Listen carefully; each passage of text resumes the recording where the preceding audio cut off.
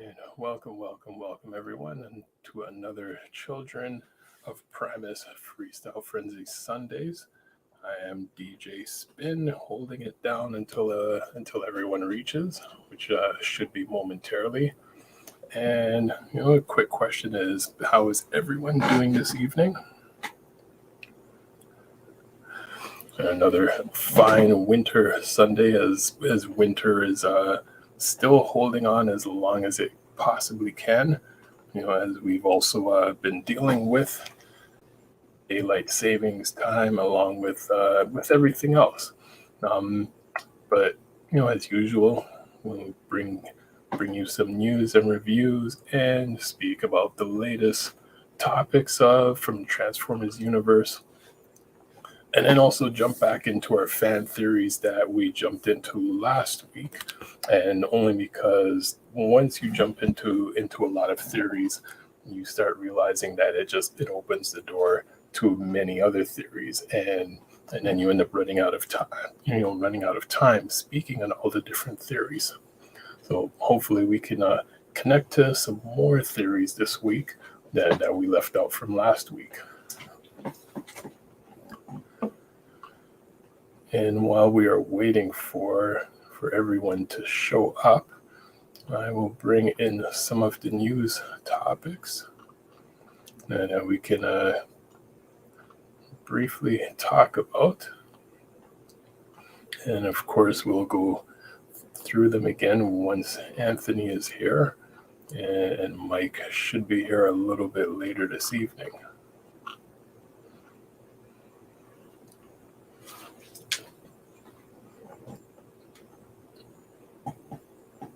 And Luca from Twitch says hello. And hello, Luca. How are you doing this evening?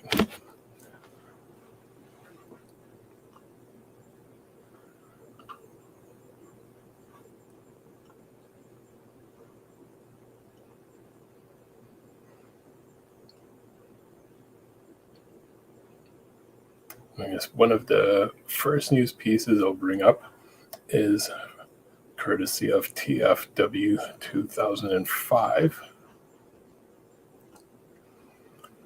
And that is Transformers Studio Series 86 Leader Class Dinobot Sludge with in-hand images. So as we scroll through here,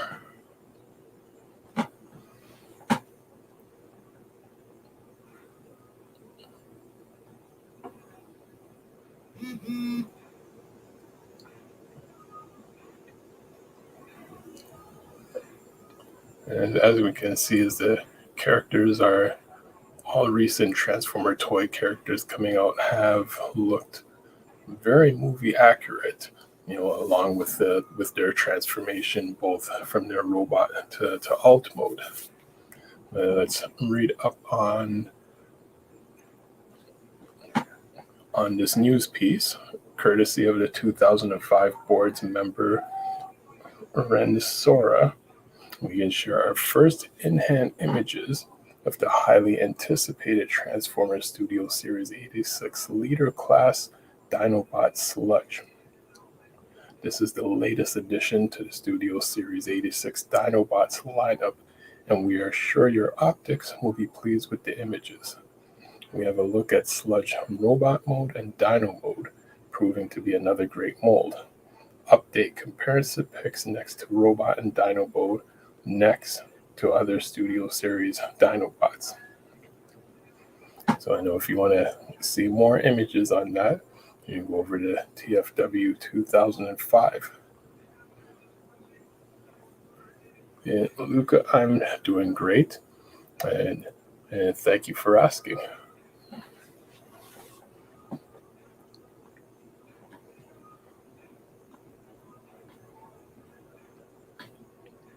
Those our friends in the United States or closer to the LA area, TFCon LA 2022, third-party panel slides in full. So this is TFCon Los Angeles, and is underway this weekend, and crew over there were kind enough to send through the third-party panel slides in full. read on and check out all that was shown from the various companies. Make sure to hit the third-party discussion forum to talk about each project.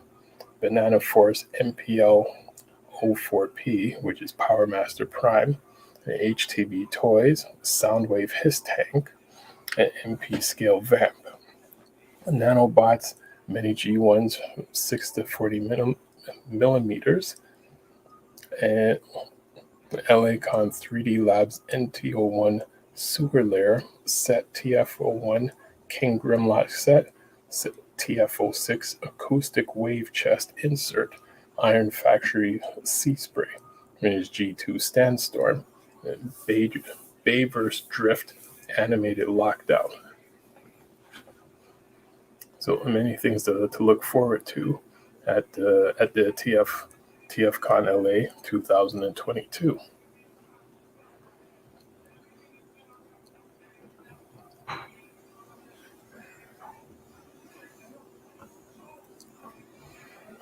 And 6 new TF Funko Pop exclusives can only be acquired through NFT lottery purchase. And as we can see here, here's Devastator. And how's that for a headline? We had reported on a Hasbro exclusive being behind on NFT paywall, and the community was wondering how long it would take for the same to happen to a Transformers exclusive. Well, this is getting closer to there. The Funko Pop website is advertising the NFT drop of 360,000 Transformers NFTs on March 15th. You have samples of the NFTs on the website. It is unclear if you can purchase them without a crypto wallet.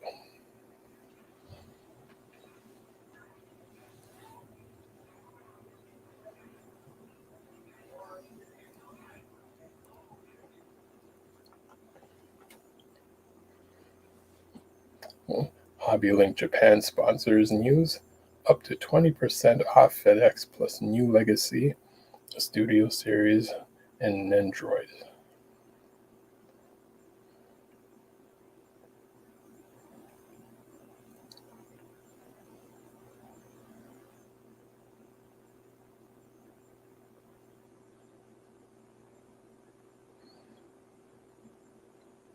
So here's what's new this week at HobbyLink Japan.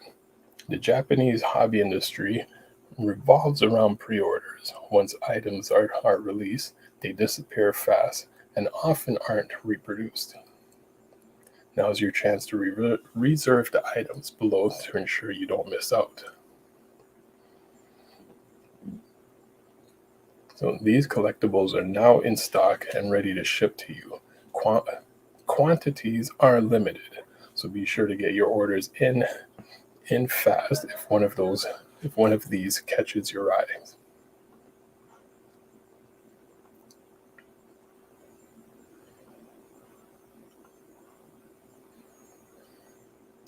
Transformers Legacy Wave 1 of Voyager figures are out at US retail.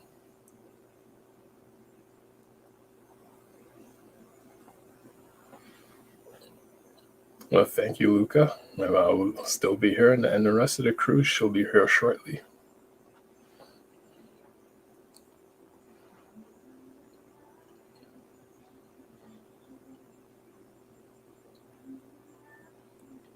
So, great news to fans in the US. The first wave of Voyagers from the new Legacy line are out. That includes Bulkhead and another chance at Blaster for those who did not get him yet. The sightings was made at a Target in New York State. The sighting was made by TF fan G1 Wheeljack, who posted on the TFW 2005 forums. If you have found them, share your sightings within our community in the sighting sections and on the boards in your region related. This is courtesy of Cybertron.com.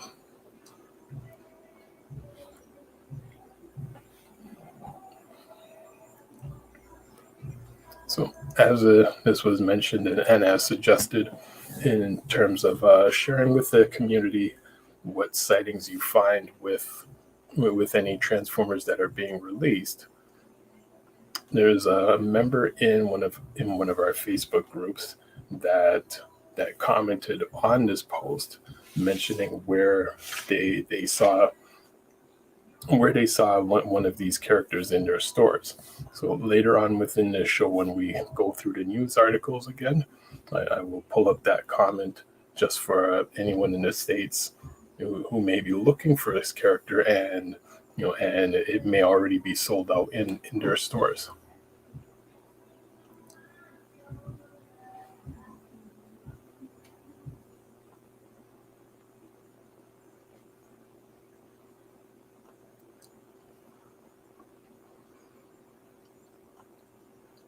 So as we wait for Anthony to join us, one of his bot reviews, Kingdom Core Soundwave, which he did mention, was released on our Children of Primus website in the news and reviews section, where we have news on Transformers, upcoming news, current news, and we also have reviews that is written by our talented writer Anthony.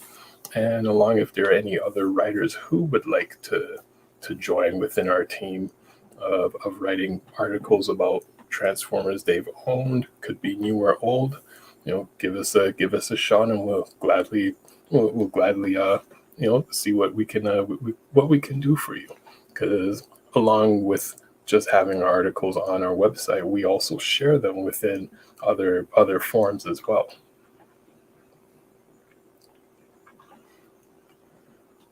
So here we have Kingdom Core Soundwave, which was written by Anthony for this week's review. And as usual, with Anthony giving detailed descriptions of the characters, not only can you see them in their regular robot and alt mode, you can see size comparisons next to other characters, any form of articulation, any size differences within the same version of the same character, but within a different line.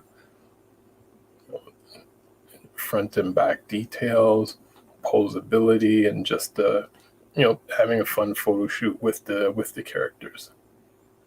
So I will let Anthony jump into that a bit more when he is here.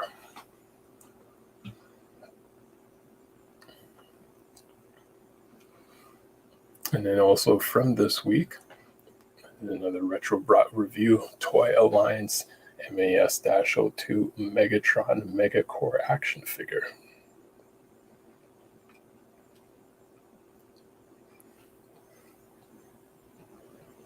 And this was one of his reviews that was written a couple years ago, and that he has now presented to everyone.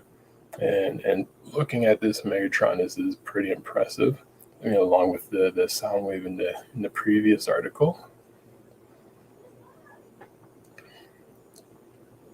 Again, I'll let Anthony, give more insight on these characters once he joins in.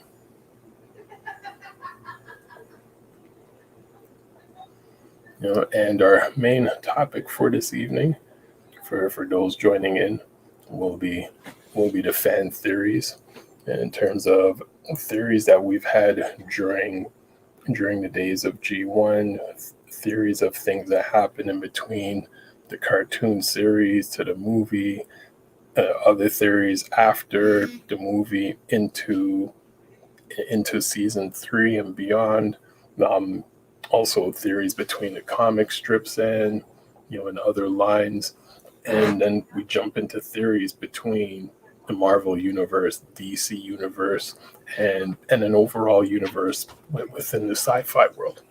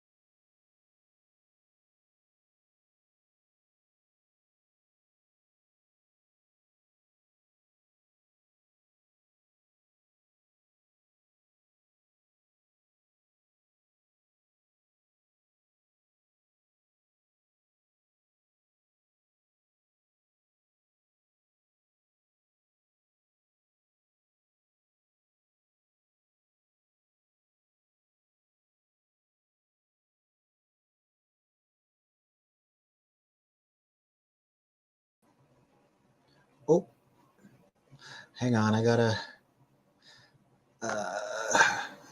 fix my headphones.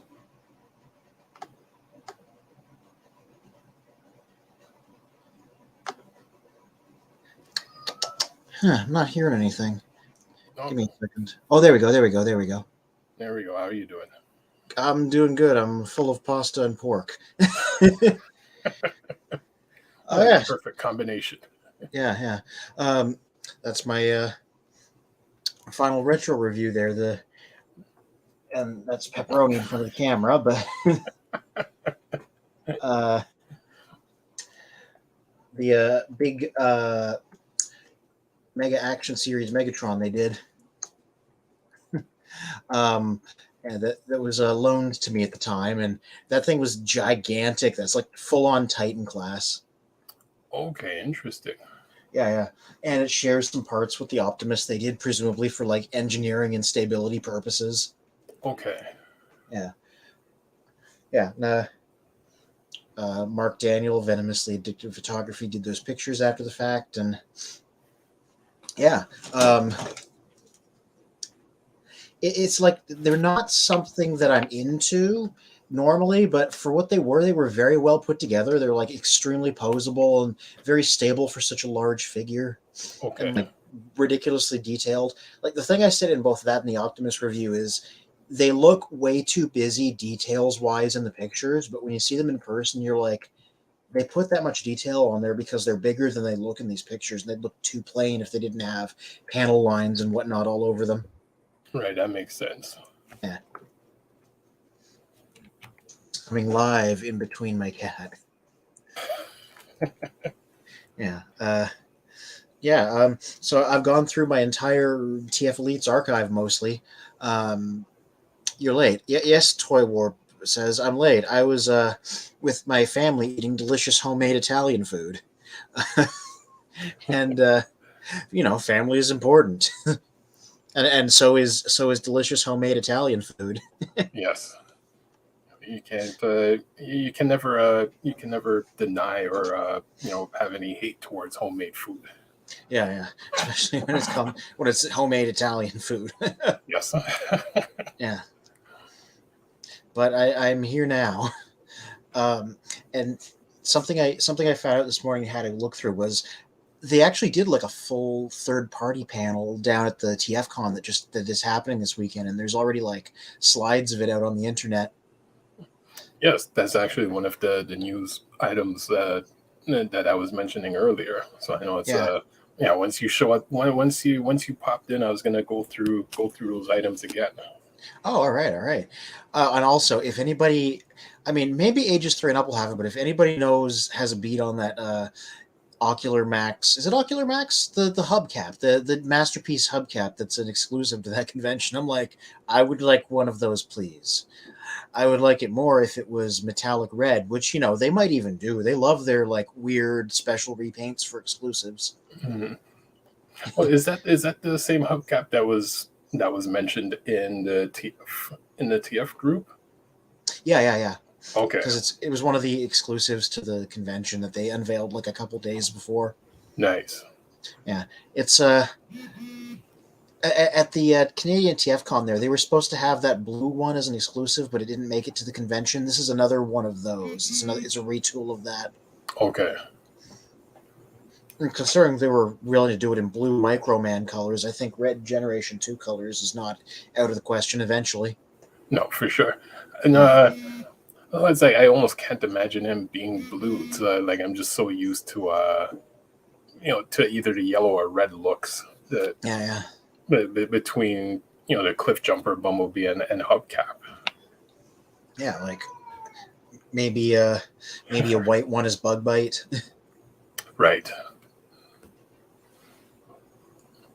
Well, let's jump to one of the other bot reviews that I had mentioned as well. Ooh, oh, what do we got? Oh yeah, Soundwave. This is like I said in the review at the time. I'm like, everybody should get one of these because they're really small and cheap and they're really fun. And I don't usually say that. Even the figures I really like, like everybody's different and we all have different priorities. So it's hard. It's rare for me to say everybody should get one, but like everybody should get one of this guy because he's real good. Even if you don't Nice. collect minifigures, or even if you don't collect a lot of Transformers, you know. Somebody was a fan because it really feels like they put like their entire effort into this guy, into this one, you know, Which, because they I just mean, oh, sorry, go ahead. no, I want to hear what you have to say.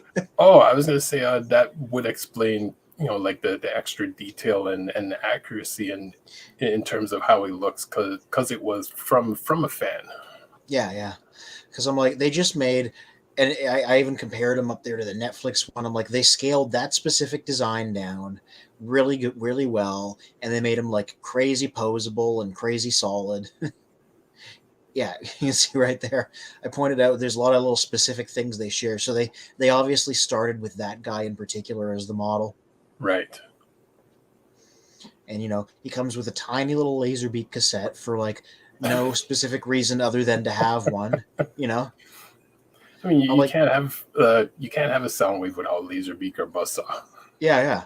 So I'm like, somebody put like a ton of effort into this little guy, and he's like 10-ish Canadian bucks. I'm like, if you see one, you should get one. It's just like really well done, and because it's they didn't really reinvent the wheel with the transformation, so you can change it into the boombox and like really quickly. Nice. Like only like $10-ish. Yeah, well, I forget what core classes go for these days, but it's something like that. This one was a gift from one of my convention buddies there, if you recall. I'm gonna look this up right now. I uh, mean, that's still an amazing price. I mean, considering if there are many other figures within that size and class for the same price range, it would be easy for someone to build up a collection. yeah, yeah. I regret not getting into it a bit, right? Because they use core class, and I mentioned it there for like two things during Kingdom. One was that they used it for the little guys like Rat Trap that were supposed to be small compared to the big guys, Right. but they also have been making a bunch of the G1 guys like this in the same scale. Like they did Optimus, Megatron, Starscream, and Hot Rod, and now we've seen in Legacy they're going to do Skywarp and also Iguanus the Pretender for whatever reason. So like you can just get like a little army of these guys, and I don't know how good the other ones are, but this guy came with a lot of buzz, so he might be better than the rest of them. But Okay. I'm just on GameSpot's website. Yeah. Oh, okay. It's a bit more than that. It's $15.99 for a core class. Still, that's not too bad, and I mean Yeah. that's almost that's almost like original pricing from say like 84 if you were looking to get these characters. Yeah, and like they're kind of small. They're not like little. They're like modestly sized, and they're like all ball jointed and posable and fairly complicated. At least the Beast Wars ones that I have. So Nice. yeah, so it's a nice little minifigure scale, but like you don't even have to go all in on them. Just this guy in particular is a really good like one-off figure from that. That's cool. Yeah, and something I pointed out later on is he makes a good like accessory for like larger figures once you put him into his tape deck mode because he like scales with them. Nice. Okay. Yeah, like if you want to like maybe skip ahead and go to the very bottom, I took a couple of like funky pictures showing off the scale of the tape deck mode.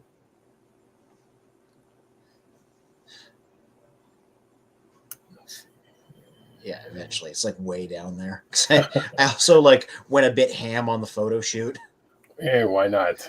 Oh yeah, there's Laserbeak with Oh, that's that's with funny. Netflix Optimus, and Okay. that's and then below that you got Netflix Laserbeak with this guy on his back.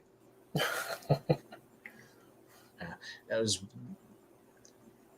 me just like showing off bits of the transformation.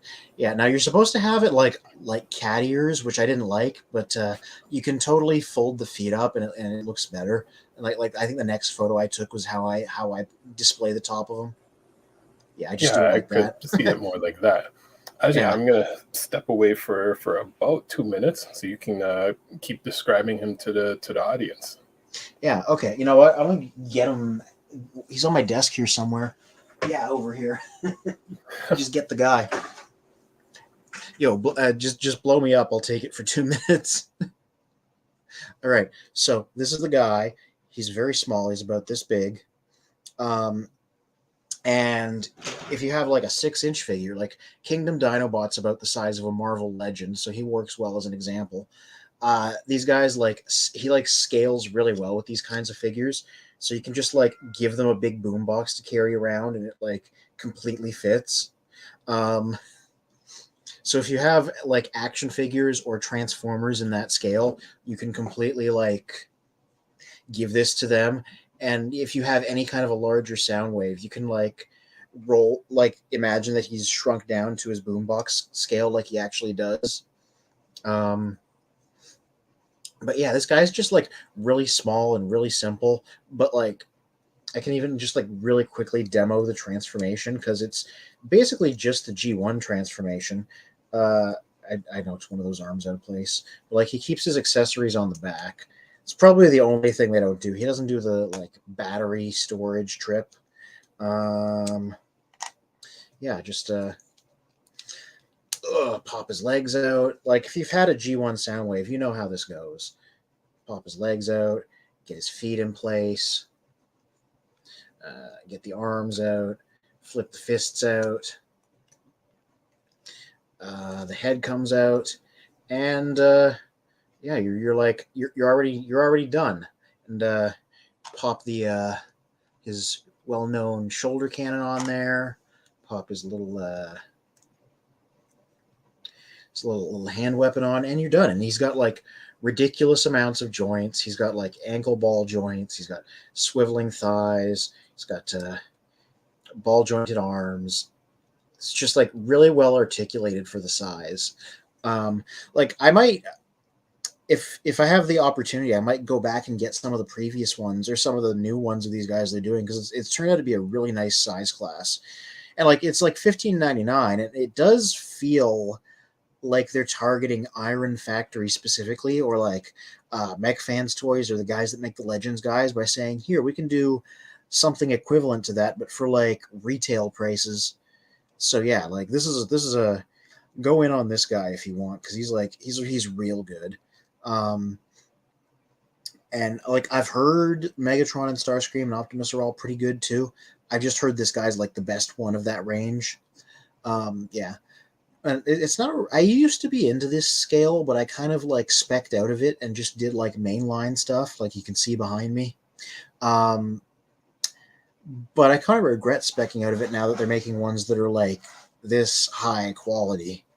Um, but yeah, if you want some 84 guys, these core class guys, and I think like you can easily get most of the Kingdom ones. Like Optimus is still up on the GameStop Canada website, I think, and like they're not rare. This guy's probably the hardest to get of the bunch just because he's in demand. But like I think unofficially, like Kingdom is going to rerun some of them as re-releases. So like if you want to get into it, like it's a good time to do so. Um, yeah. Oh, am I back? And we're back. Yeah. I was just saying too, like these definitely feel like Hasbro Takara taking a shot at like Iron Factory and Mech Fans Toys and like the third party guys that make little dudes, and saying we can do this too, and it costs like less than half of the price. Mm. Yeah. So yeah, I just gave like a tiny mini synopsis of everything I thought about him, which you can Nice. read over in the news and reviews section of Children of Primus. This is correct. Yeah. ChildrenofPrimus.com, news and review section. Yep. Right above all the classifieds. Yeah. Yes. I was just saying, it's not if anybody wants to like spec into getting these guys, they're not hard. The other ones aren't hard to find. Like most of them are still up on like GameStop or Amazon or whatever. The Optimus and Megatron and Starscream. The only other one that I'm going to get for sure is Hot Rod, not just because Hot Rod, but also because he's the right size to be Star Convoy's Micromaster companion for the new one they did a few years ago. Okay. Yeah, so I'm like, there, now he can have his companion character through these guys. Yeah. Oh, I need a second. I just, yeah. Oh, yeah. Go right down to the bottom. I already sort of demonstrated scale, but like, right at the end, I took like a picture with some other 6-inch action figures that are not Transformers. Let's see. Well, also Decepticon Dance Party. Yes. But yeah, with Oh, that's cool. those are Figmas made by Good Smile of some Nintendo characters, and Samus can hold that up without being supported. I mean, she's on a figure stand, but not. She can just hold that up. Yeah. And I took another picture below that I think turned out better. Just bringing music into a fight. Yeah, that's exactly what I was thinking. Yeah. Music into the battle. Yeah, and once again, like it took some balance there, but I was able to get her to just hold it up without a stand or anything. So, and you can do that with other figures. Nice. So, like if you got like Voyager class Transformers or like Marvel Legends or oh yeah, there we go, the lamppost, Yep. or anything in the 6-inch scale, like it makes for a good accessory for those. Cool. Always have to have the lamppost. Yeah, well, this is the originator of that, and it does it basically perfectly. I used a screenshot to like make sure I had it as accurately as I could. Yeah. Cool. So let's see. So yes. TFCon Los Angeles. Yeah, they did a third party panel, and I'm like, this is not something I collect a lot of, but I do sort of pay attention because it's interesting. Yeah. Let Yeah, you me probably want to click through to TFW eventually to actually look at the slideshow if we want to look through it. Okay. You know what? Let's let us do that. Yeah. Because like it's a whole whack of like stuff.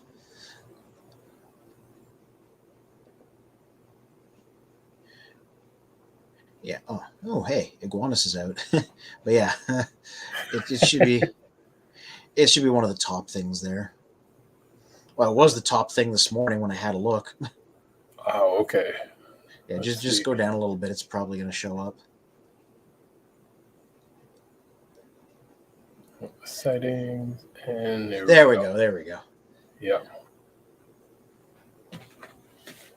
Yeah, because I know like there was like some debate about whether or not they were going to do this because they didn't have one at the Canadian TFCon just because we was coming back from the pandemic, so like, they didn't Right. have their like ducks in a row to make that happen just yet. So it's good that it happened here. Yeah, there's a lot of stuff. Some of it I know about. Some of it is new to me. Like Okay. particularly when it comes to like the companies doing it. Like I know Banana Force made that like really posable, non-transforming robots in disguise Optimus, so that's like they're making a God Jinrai now, I guess. And HTP is doing a bunch of GI Joe crossover figures, perfect for the new official one they just dropped. Okay. Cool. Yeah, Yeah. I think there was a mention of Soundwave His Tank. yeah. Yeah, so yeah, Banana Force makes the non-transforming big guys, so they're going to put out a God Jinrai. He probably because their Optimus Prime could de-armor too, so there's probably like a regular Super Jinrai under there, Okay. but like he's not a transforming figure. He just like can armor up and de-armor. Okay. I mean, it's still cool for putting up on the shelf and everything. Yeah, yeah. I wonder if he's a retool of him of their other one because like big figures you can easily reuse components. Right. Yeah. And yeah, half the battle. That's what it stands for. That looks like Livio Ramondelli art. I wouldn't be surprised if they. Oh yeah, it says so right in the lower left. Yeah, yeah. So he's drawn a lot of IDW stuff. He has a really distinctive visual style, so that's the only reason I recognized it. Just the way he does his own colors too, so he always colors and shades everything that like really specific way. Nice. Okay. Yeah, That's a really interesting take on Soundwave. I didn't say yeah. almost more. It has a better alt mode than say other versions that have come out in the last few years. Yeah, oh, yeah, doing him as a his tank. It's funny now that there's a Megatron his tank. Given that they don't know what Hastac's doing and the amount of time it takes to put these together, it's definitely a coincidence. Hmm. Let's see what other images they have. Yeah, I guess they're doing a Hound as well. Okay. Yeah, okay. Hound and Spike. Yeah, it's probably for scale. I don't know if that's like a masterpiece one or what. I will warn you, there's like a lot of these in this slideshow, so Okay. so like we're gonna be here a while if we have like a lot to say over every single one of them. Right. Um, yeah, I don't know what the capsule toys are there. Micro Transformers. Yeah, I can't quite Yeah, tell either. yeah, but I guess that's a specific. Yeah, nanobots. I guess they're making little guys. Oh yeah, yeah. 40 millimeter tall micro piece action masters, full of detail and fun. Interesting. Nice. Yeah, because there's a picture later on of them next to the Titan class arc, so I think they were made to scale with that. Okay. Yeah, and they just go through a bunch of them. Megatron, Starscream, Skywarp, Yep. all with fake names. All of Reflector. Yeah, Barricade Obstruction. It's called. Yeah, Nice. all the Seekers. Okay. Well, how small is that Ravage? Probably. Yeah, like that's funny. Like all these big images, and then there's like just little Ravage here. Yeah. Oriole. I don't know. Cardinal. These third-party names are always just like just a trip. Seeing red, just as one word. Feeling Feeling blue. Yeah. You know, Optimum Punch. Optimum Punch. Yeah, like they wouldn't dare like even try to come with a version of Rumble and Frenzy just to avoid another 40-year debate. Yeah. Little yellow. Little yellow. And little red. Blue blood. Blue blood. Yeah. That should be Mirage. Yeah, Justice. Oh, these names are funny. Yeah, but these always have like great names. Yeah, so there's what they're like in person. Oh, okay. I guessing those are like unpainted protos.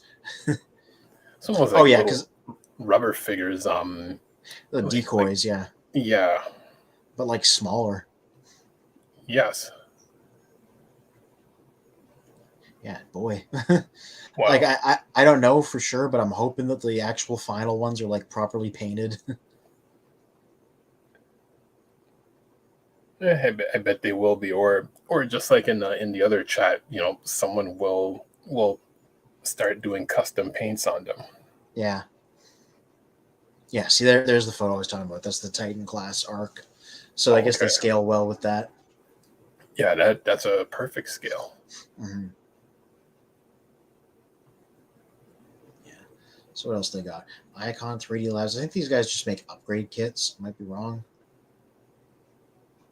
Oh yeah. This has nothing to do with Transformers. They just decided to make a bunch of Ninja Turtles accessories. That's interesting. Yeah. Let's go down and see what. Yeah, it's just like a bunch of like sewer stuff. Wow, Tables like, and chairs and for them to hang out. Yes. Yeah, they made a Grimlock themed set. Yeah, there we go. I guess that's for I don't know which figures those are. I don't know enough about turtles. Like those aren't. I don't know if those are NECA. Well, NECA does a lot of turtles, so it might be for those. That's a cool little setup, though. Yeah. Depending on what angle I display my camera at, you might sometimes catch a glimpse of the NECA movie turtles that Jess collected. Oh, okay. Yeah. The quality in those ones are like they're really detailed. Like I like how they look. Yeah, they're like really nice. I'm not like a NECA guy or Turtles guy, but I'm like, those are some nice figures. And yeah, that's a upgrade set for Grimlock. I guess that's the Studio Series. Yeah, that's the Studio Series one. Okay.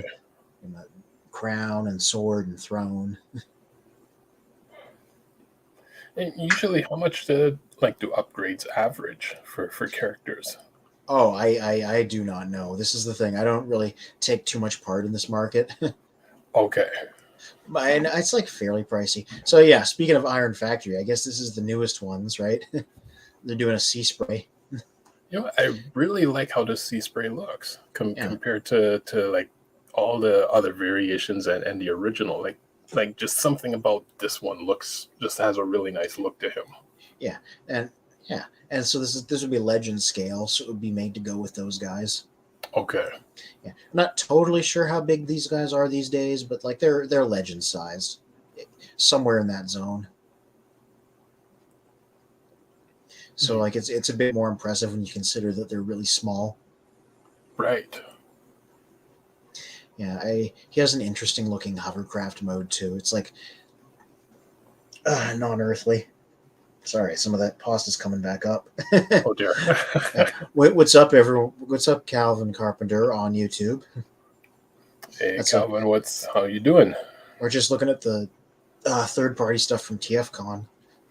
Oh yeah, there's that really interesting boat mode. No, I like how that boat mode looks. Yeah, it's got like a harpoon up front and everything, Mm-hmm.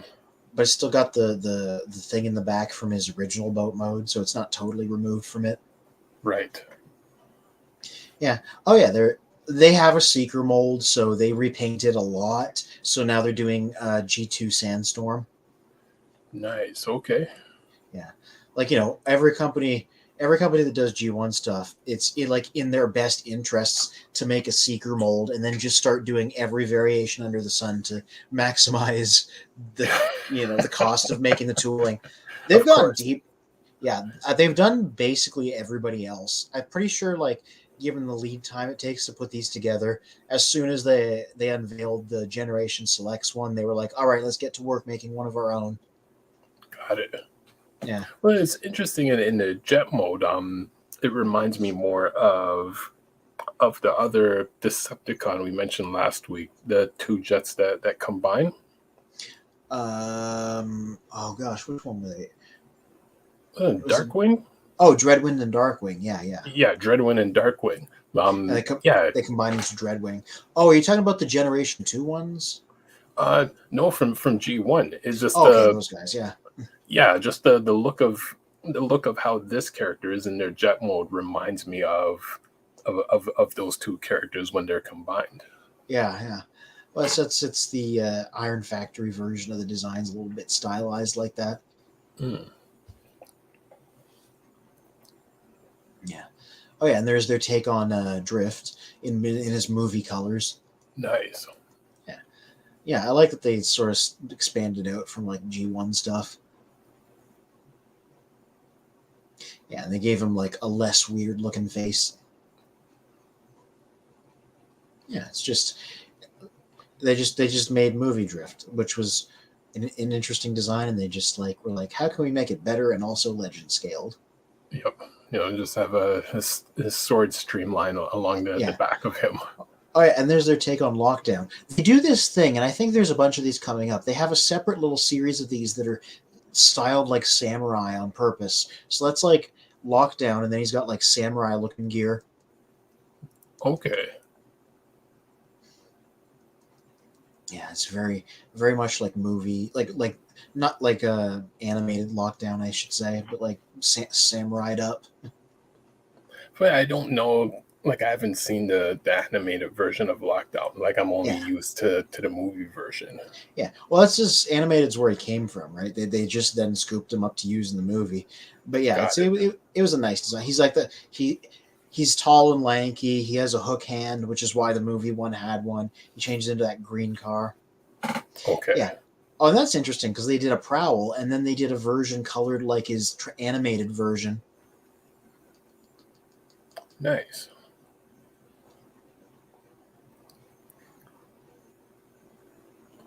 Actually, oh, for a second there, I thought we got to the end.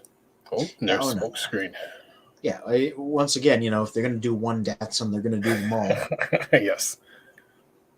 Oh Maximize the yeah. vault. Ooh, That's cool. okay. That's the Grimlock from their like samurai series. That's a nice looking Grimlock. Yeah. IFEX50 Buhumaru Daishogun. It's a samurai Grimlock. Now, I wonder how many transformation steps this Grimlock would take. Oh god, probably a lot. Like I handled some there's a couple drift repaints and a couple ratchet repaints.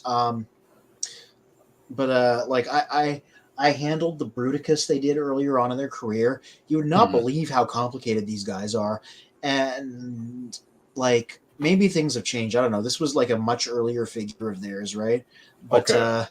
like they were really complicated, really small, and they got a lot of sharp edges, so they can hurt your fingers because they're made out of pointy squares. You know? Oh wow. Okay. Yeah. So I'm like that's why they weren't really my thing, but a lot of people seem to like them. So I'm not going to throw stones, and maybe they've improved since then because their Bruticus was like a long time ago, right? Okay. We got Braun and Outback. Yeah, yeah.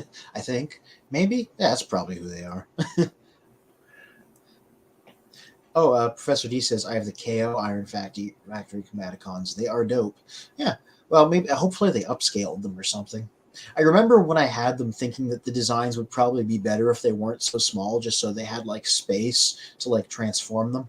Oh yeah, those are just prototypes of these guys. Oh yeah, this is a weird thing. They did the Seekers as anime girls for some reason. I It don't know, actually man. looks pretty cool. Yeah, I apparently they fully transformed too, so that's pretty exceptional. Oh, nice. Okay. Yeah. Oh, yep, and they're late because they've already burned through all the classic combiners. They're on to doing Leo Kaiser from Victory. Yeah, people are looking forward to this guy because there hasn't really been a main line. Bingo Toys. I don't know anything about these guys, so but they're making a Bumblebee movie Ironhide that's like really big, and I'm unclear on if he transforms or not, or if he's just like a 3A style action figure, which he might be. Okay. Yeah, I don't think he transforms. Otherwise, it would be a little more visually obvious, I think. Right. But yeah, I think these are companion pieces. Yeah, what does it say? Oh, it That's does transform. Transforms into an armored car. interesting. What if they show the transformation? They don't. That's why I was mousing through these and I wasn't reading the text. I admit. Yeah. Oh, Professor D on YouTube says I don't collect the full Iron Factory line, but I buy most of the season 1 and 2 guys. Not so much their Samurai Transformers, even though they are dope. Yeah, yeah. Like if I was into these guys, I'd probably just be collecting show people. Like they made one of their. I had one of their first figures for a while. They did a Windblade as like the first figure in their line, and that was a pretty cool one. Yeah. I wonder which Optimus that is. That's not the movie masterpiece. I think that might be the 3A one. Yeah. I don't know what these guys. I mean that's definitely a third party Shockwave because they haven't made an official one that's big. Okay. Yeah. Oh Well, yeah, and there we go. there's a Windblade that they're gonna do. I like what they're doing with the swords on her back. I don't know if those are spare swords or extra wings, but like that's a cool look for them. Hmm. Oh, those aren't even in her hands. Those are extra swords on her back as well. That's a cool idea. Yeah, like now you really don't want to fight that character. Yeah. Fight her. Oh, I know what this is. This is the, Planet X. That is the IDW Grimlock that they did in blue Generation 2 colors. Okay. Yeah. So the original was based specifically on how Nick Roche drew him in IDW. Like really accurate to that. And now they just gave him like G2 blue because it's an easy repaint. Oh, Oh, Professor D says, have you discussed anything from Half the Battle Toys yet? I know the owner of the company, so potentially we could have him on the show at some point. Ooh, that's neat. Yeah, we already talked about those because they were some of the first things in the slideshow. They looked really interesting. They showed off a sound wave that was a hiss tank and a hound that was something I don't know because I don't know Joe too much. We could Um, quickly just scroll back up for a yeah, minute to those images. yeah. Oh, Yeah, the Livio Ramadelli art that I did because of the coloring style, and his tank Soundwave, which is a cool companion piece for his tank Megatron. They might even scale with him unintentionally because that Megatron's like big. I think it'd be nice if they had like a comic book line. Yeah, yeah. to come out with both his tanks and those characters between like Cobra Commander and the girl that's with Megatron. Baroness, yeah. Baroness, yes. That was a strange choice to go with him, but whatever. I already talked about that. But yeah, they're doing a Soundwave, they're doing a Hound.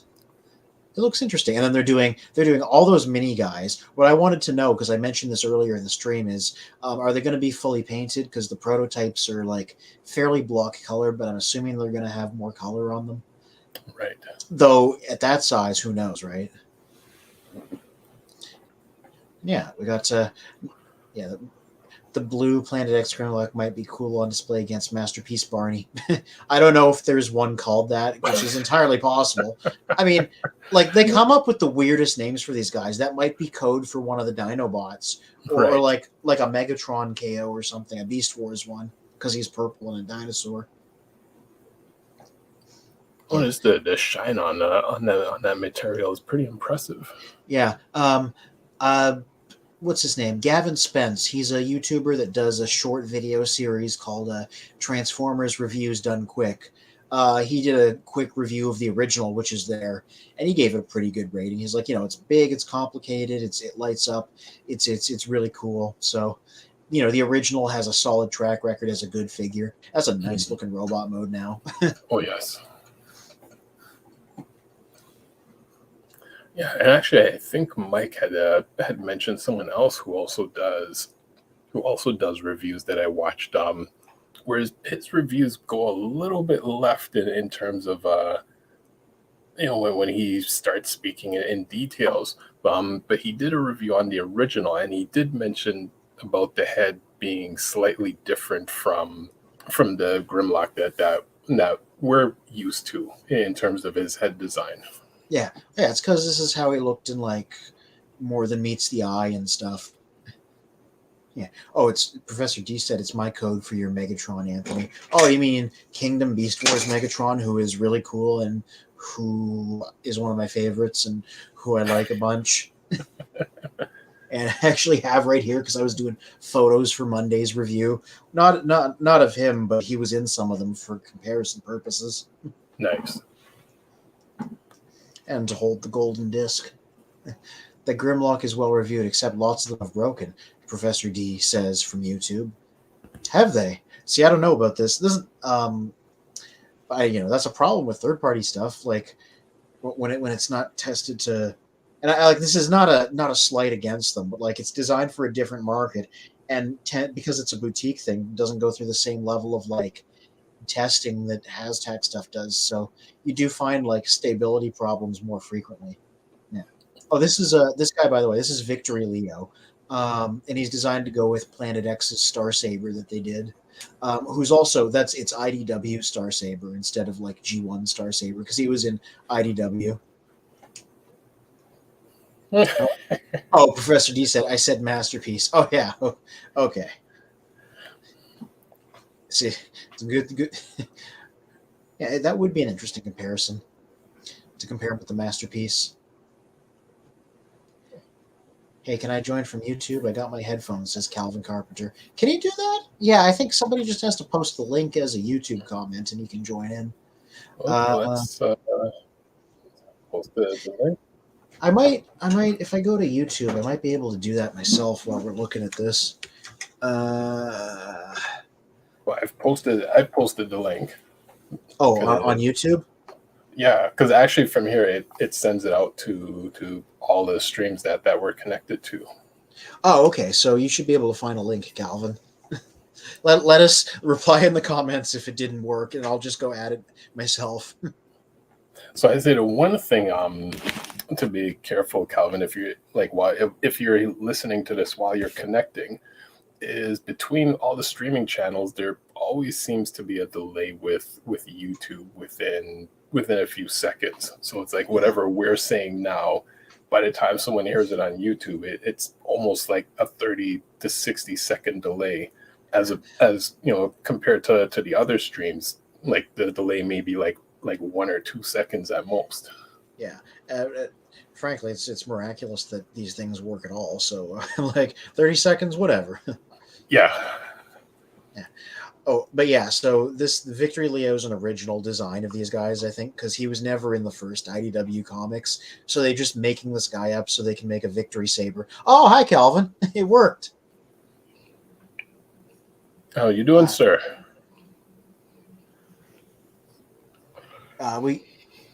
We can't hear you yet Thumbs up, unfortunately. yes. Yeah.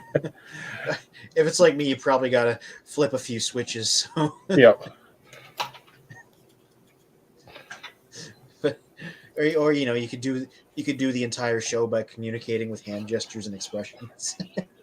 Well, I know you and I have had some conversations, and it's funny, between like the level that technology has advanced to now, and all the things that we can do with it, but then certain times like we're still kind of archaic in terms of how we're connecting, and then things what we do and that we have to do, and I'm like, the kids are probably looking at us saying like, how are these old guys just not getting it? Like, you just push this button, that button, and there you go. It's never that simple. I know.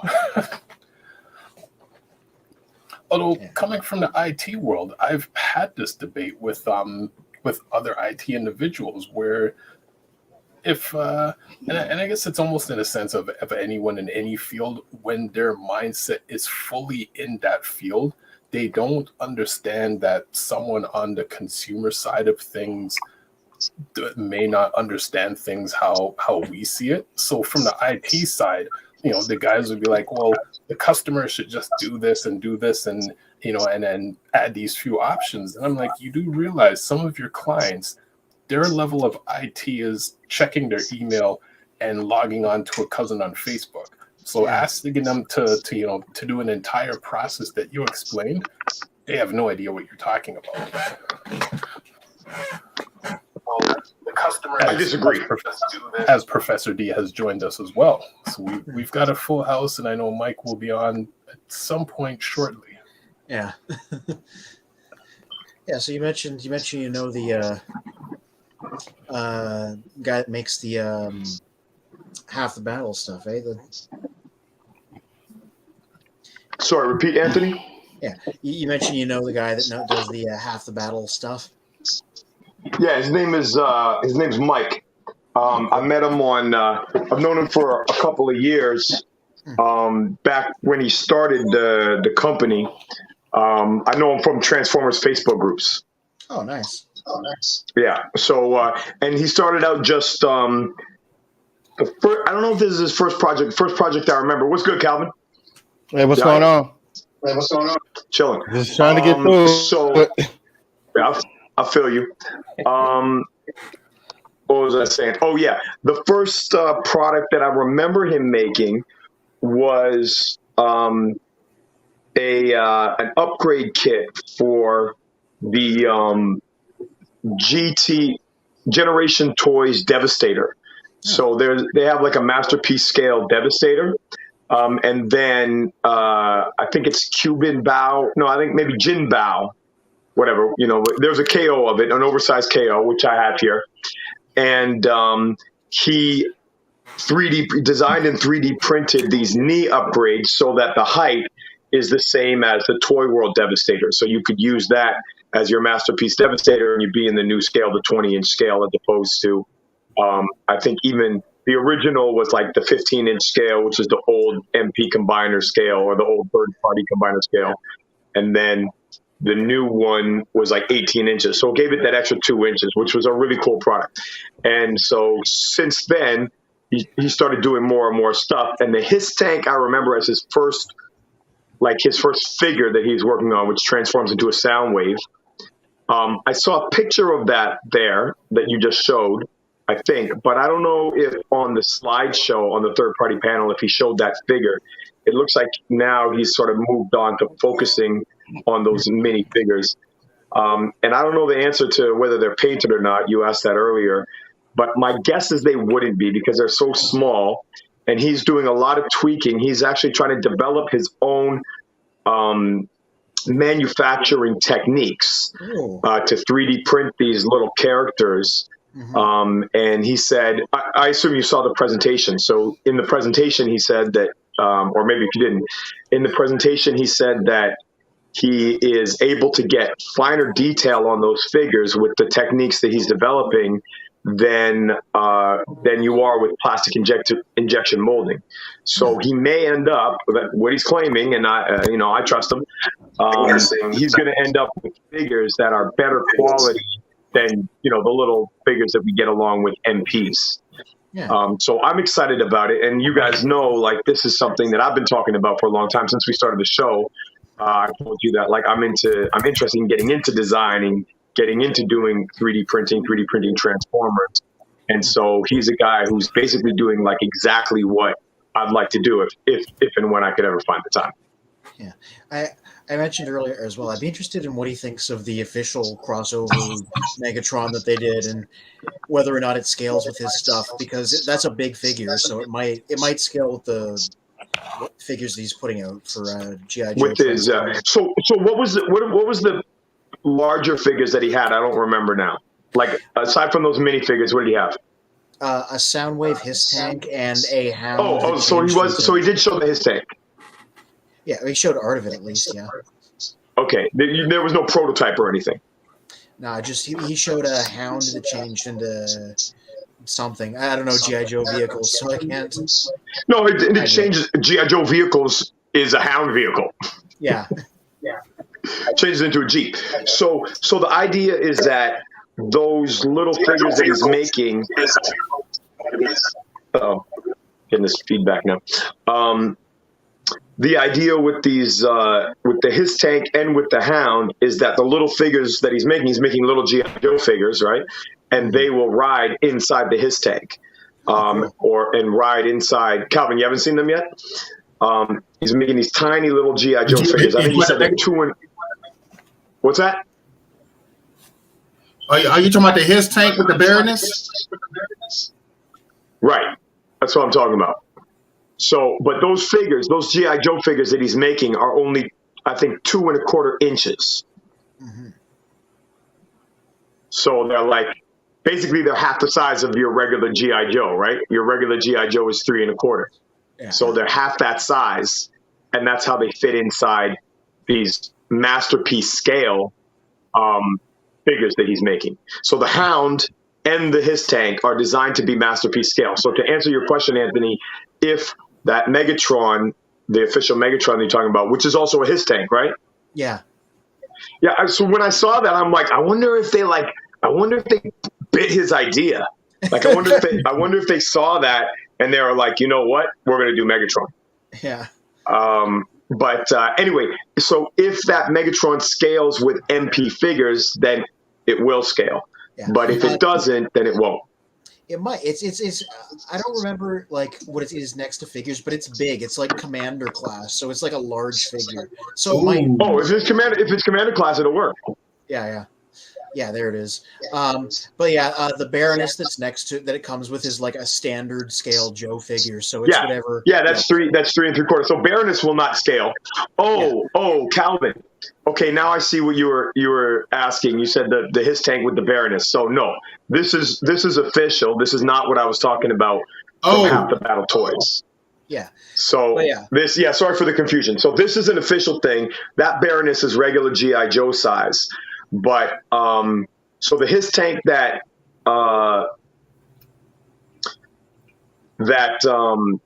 Half the Battle Toys is making is going to be smaller than this one. And the figure is going to be the Joe figure will be half the size of this one. Interesting. Oh wow. Yeah. Oh wow. I do like the fact that they didn't eat his lunch in terms of both character selection and in terms of scale. So like those ones are still viable too. I like this. I'm definitely gonna buy this. Yeah. Because I collect 3 3/3 G.I. Joe. So this is and then bonus the Megatron is actually gonna scale with some of my large figures. So that's cool. Yeah, it does look like they went out there. It looks like they blew up the Siege sculpt, which was already a really good sculpt. So nothing wrong with that. Is it? I mean, the sculpt looks pretty blocky. Like those thighs look kind of. Those thighs, that waist, like it kind of. I'm not actually impressed with the way the Megatron looks. It doesn't look terrible in terms of like the color and the deco look nice, but to me, like in terms of the sophistication, and I could take this back once I get it in hand or we see like better copies, but it kind of looks like one of these one-step Transformers or these Cyberverse Transformers, just in terms of the level of sophistication of the sculpt I'm talking about, not in terms of the deco. You know, it is a good-looking figure. But then again, so are the Cyberverse figures. Yeah, people who've analyzed the engineering say a lot of this is due to the fact that he has like a cockpit taking up a large chunk of his mass. So when he has to transform, he has to leave that like untouched so it works. Yeah, but that's not an explanation for a lack of ankle rocker if he doesn't have them. Yeah. Right. Or like I'm talking about double jointed elbows, knees. You know, looks like the legs have, you know, are obviously going to have good enough articulation. Obviously, there's no waist bend, which, you know, that's not essential for a mainline figure. Probably he'll have a waist swivel. So, but really, you know what really makes a big difference once you start collecting MPs, and even mainline is doing this now. You know, not all the time, but you know, once you have ankle rockers on your figures, it's really irritating to try to stand a figure that doesn't have ankle rockers. Yeah, I know, like, because when they standardized that in Siege, anytime a figure didn't have it after that, I immediately noticed. Yeah, and or going back to your old figures, right? Like once you start you start getting used to those Siege figures, right? Then you go back to these old figures and you're like, this is trash. What the hell? It looked like it's gonna buckle. What do you mean? Like the legs, it's top heavy. Yeah. Oh, well, you know, they could probably. I think that they could make look at those knee joints. Looks like they got some big, strong ratchets in there. Yeah, that's what I'm hoping. Yeah, but look at the inside of the legs, though. It's like there's like stuff that's missing. I bet they're gonna put a kit for this. You know what? Oh, but look at how the treads bend at the back. Hopefully that gives them some stability in the feet. But yeah, like the way you can stand this figure, Calvin, to your point, I bet it's very limited. Like you're not going to be able to get dynamic poses out of them because you are going to need to balance that backpack. So basically you can stand them straight up and down. You can stand them straight up and down, or you can have them bending both knees exactly as you see them here. Those are your two standing options. Yeah, it's definitely something that like the designers are aware of, because I watched the live stream where they brought out like a physical prototype, and he like had trouble standing up, but they were like, "We know this is not a final figure. The actual joints will be tighter on the retail product." Oh, that's bad news. So that means they didn't. So they don't have ratchets. They don't have ratchets on the hips, but do they have ratchets in the knees? Yeah, I don't recall, but like he had trouble staying up, and they were like, "These aren't final joints on this one. This is like a like a resin proto." I mean, yeah, but if not final joints, just could mean just they're going to tweak the tolerances. You know, they're not going to go back and add ratchet joints, given how far along it is in the process that we're seeing it now. Yeah. I don't know. I need to watch the live stream again. But anyway, all that said, like, you know, I'll probably buy this. If the reviews are good, I'll buy it. Yeah. I pre-ordered it myself. Yeah. How much is it? It's 89, so it's whatever. 89. All right. Okay. What's up, Lucas? Yeah. Lucas, the greatest of all time, born in 1779. Yeah. Where Michael Orlotti is. Exactly. That's what everybody wants to know. Yeah. Where has he been kidnapped by Cobra Commander? Ooh, nice. Yeah. Oh yeah, 89 American bucks. Yeah. So he is literally the cost of a Commander class figure. Yeah, he's Commander class. Yeah. Oh, but are you sure? But okay, yeah, no, we saw the size anyway. That's a good deal. You get a Baroness figure, and you get something that's that tall. Yeah, it's a retro style Baroness figure, so it's like an 80s style one. Like an O-ring. Yeah, the O-ring. They said that. Is it identical? Yeah, it's a reissue. Oh, that's awesome. I love that. Yeah, I I have the reissued his tank. Yeah. A thing they made a big deal of during the stream was the fact that she comes on her own like reissue card inside the box, so you can like unbox the main figure, and she also comes on a card. Love that. Calvin, do you also collect G.I. Joe? Yep, I'm having a hard time here trying to get the Alley Vipers and the Bats. And today, were you talking about classified? You're talking about you're on the classified tip. Yeah, cool. I don't have those either. I'm not going hard in classified, but I do have a good number of them. I might have 10 or 20 of those figures. So do you have the whole line so far, except for the ones you mentioned? I'll accept the Gangster, son. I think the Ninja. I'm missing the Ninja. The Arctic. What, the Red Ninja? Yeah. That's trash anyway. It don't count. It's not from the show. It don't count. Okay. And then you got the Arctic. I think Snake Eyes, a Storm Shadow. Trash. Well, careful. Remember, this episode is about fan theories. So if we say if it wasn't in the show, it doesn't count. Then do we then say that about like Power Master Optimus, the Piranacon, and other figures? Well, they were in okay. I don't mean if it wasn't a show, it doesn't count. But like, I don't think that the Red Ninja comes from anywhere. Like, it's not. I could be. Somebody could correct me if I'm wrong, but like, it seems to be like not from a comic or from another series. It's just like a random character they invented for the classified line. So if they make some classified fiction and throw them in there, then I'd be okay with it.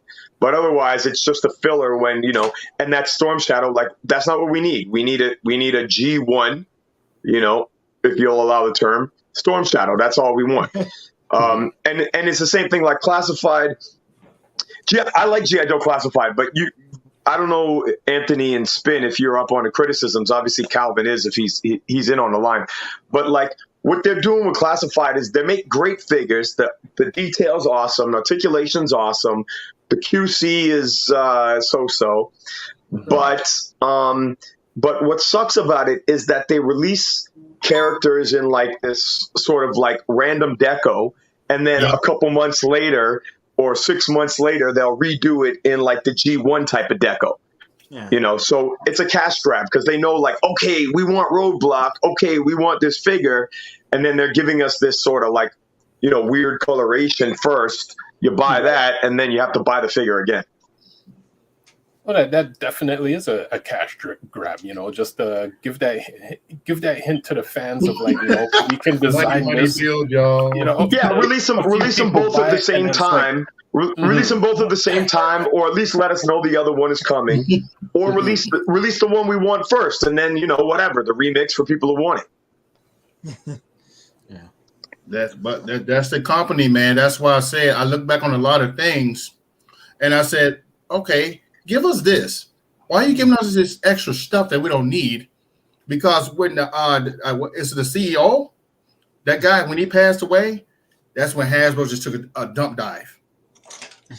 A dump dive. They really just went dive, like they just went down. So what they did, instead of just giving us the retro stuff and classifieds, they all over the board. So they give you small figures to the classifieds. Now you got these statues coming out, which I'm just, what are we doing? I don't know. What are we doing? I don't know too much about Joe, so I can't speak too much to it. So you guys are the experts, definitely. But it could be the same thing too with Transformers. It could be the exact same thing. Mm-hmm. I think about like how a lot of people bought into Siege thinking that was going to be the be-all, end-all of mainline figures for a while, and then they immediately did Earthrise, and how a lot of us were kind of cross about that. I myself was like, I definitely wouldn't have bought some of these Siege guys if I knew they were going to do regular Earth modes like a year later, because they didn't let us know. So that's definitely happened on my end. Well, they do look like the G1 characters, which I'm happy about, but I would say that accurate will be the Power of the Primes, Combiner Wars. Yeah. I like that series. For some odd reason, they look G1 in their bigger size Transformers. Mm-hmm. I don't know. That series was kind of a mess. Just my opinion. To me. Yeah. Well, I would say a mess is what you got right now. Why are we still getting the same enemy? Why are we still getting the same? It's the same ongoing structure. It's like we're gonna get you another Unicron series. We're gonna get you with another one. We're gonna get you with another. We're gonna keep doing it to you. I don't get that either. Yeah. Well, I will say I am interested that new show they're doing, Earthspark. That looks to be pretty different. So, like, That's the Nickelodeon one, right? yeah. Like it immediately just seems. And we saw like Optimus and Lita, but there's also like these new characters that seem to be created for the show. So we'll see how that goes. But it definitely feels like a bit of a break from the usual. Oh, new characters. Yeah. We don't know what they're called yet, but there's like a motorcycle person and another one that changes into like a flying drone. And they seem to be Autobots, but they don't. We don't have their names. But Nick Roche designed them because he later came out the Wreckers artist. He was the character designer, so he helped like make them. Whatever they're called, we don't know yet. So, put into theory, there's other Transformers on other planets. Mm-hmm. Oh it comes back to that too. Mm-hmm. This is known. Ever since Transformers Cybertron did Colony Worlds, subsequent shows love to use that. That's probably what they're doing. Because how many motorcycle Transformers do we have? A lot. And we don't know the name of all of them. Think about it. Well, other than Groove and then Prowl. RC in recent years. You also had Prowl too. Okay, which version is? That's in the animated Transformer anime where he was like a ninja / samurai or something. Yeah. Got it. And I think you got Groove, if I'm correct. Yep, from the Protectobots. Yep. Some versions of RC, depending on the show. Right. Energon, Prime, the movies. So that's about 3. Mm-hmm. There's like a lot of them. There's Override, the Trigger Bot. Wreck-Gar. Yeah, Wreck-Gar. All the Junkions. That's a whole planet of motorcycles. That's funny. Like, yep. That should be written in a sense. Now that you've got a planet of motorcycles, like they should really be like a motorcycle gang. Yeah. Well, they sort of are styled like one. Mm-hmm. As Road Pig and Road Rocket from Generation 2, the laser cycles. They're just Iguanus technically changes into a motorcycle when he's not being an iguana pretender. What? Yeah. I did not know that. Yeah, no. Like his inner robot changes into a motorcycle. Gotcha.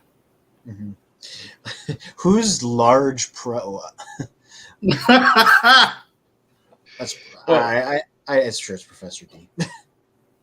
But in hip hop, Large Pro also could be translated to Extra P or the Large Professor. Large Professor, yeah. A large professor. I don't know why that's funny, but as long as you're entertained, bro. No, I was saying you had the TV zoomed out. I said, "Oh hell yeah, it's about to go down." Right. Yeah, so that's you guys. So I'm watching you on the TV while I've got my, I'm filming on the phone. Gotcha. Watching while watching. Mm-hmm. Right. Infinite regression.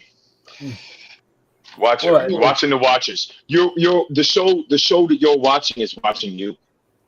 Yes. but who's watching the show? So on the Blaster commercial, G1 Blaster, Rumble walks into the Decepticon base and he's like, "Look at this new radio I just found." And Soundwave is like, "Autobot intruder." So apparently Soundwave wasn't fooled by Blaster's alt mode. No. That's such a people doing that with Soundwave is like such a trope. Blaster was just like, how do you like them apples for a change? You know? Yep. Right. I mean, it's like in the first or second episode where Spike finds Soundwave, right? Mhm. But what I don't get is, it makes sense that Soundwave is the guy who, recognizes the alt mode, but it's kind of depicting Rumble as pretty fucking stupid.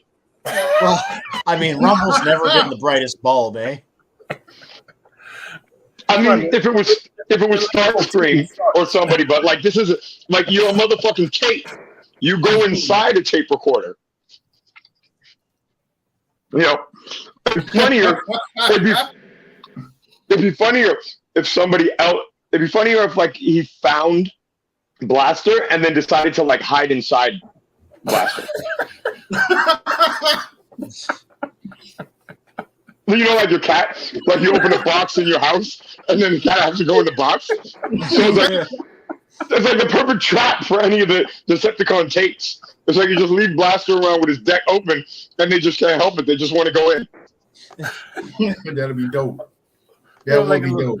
Little curious. That would have been a good episode for how to catch Ravage, right? They just leave the tape deck up and Ravage is sniffing around, just like a cat, right? He jumps in. Pops his head out, and then Soundwave tries to get him and gets his head in.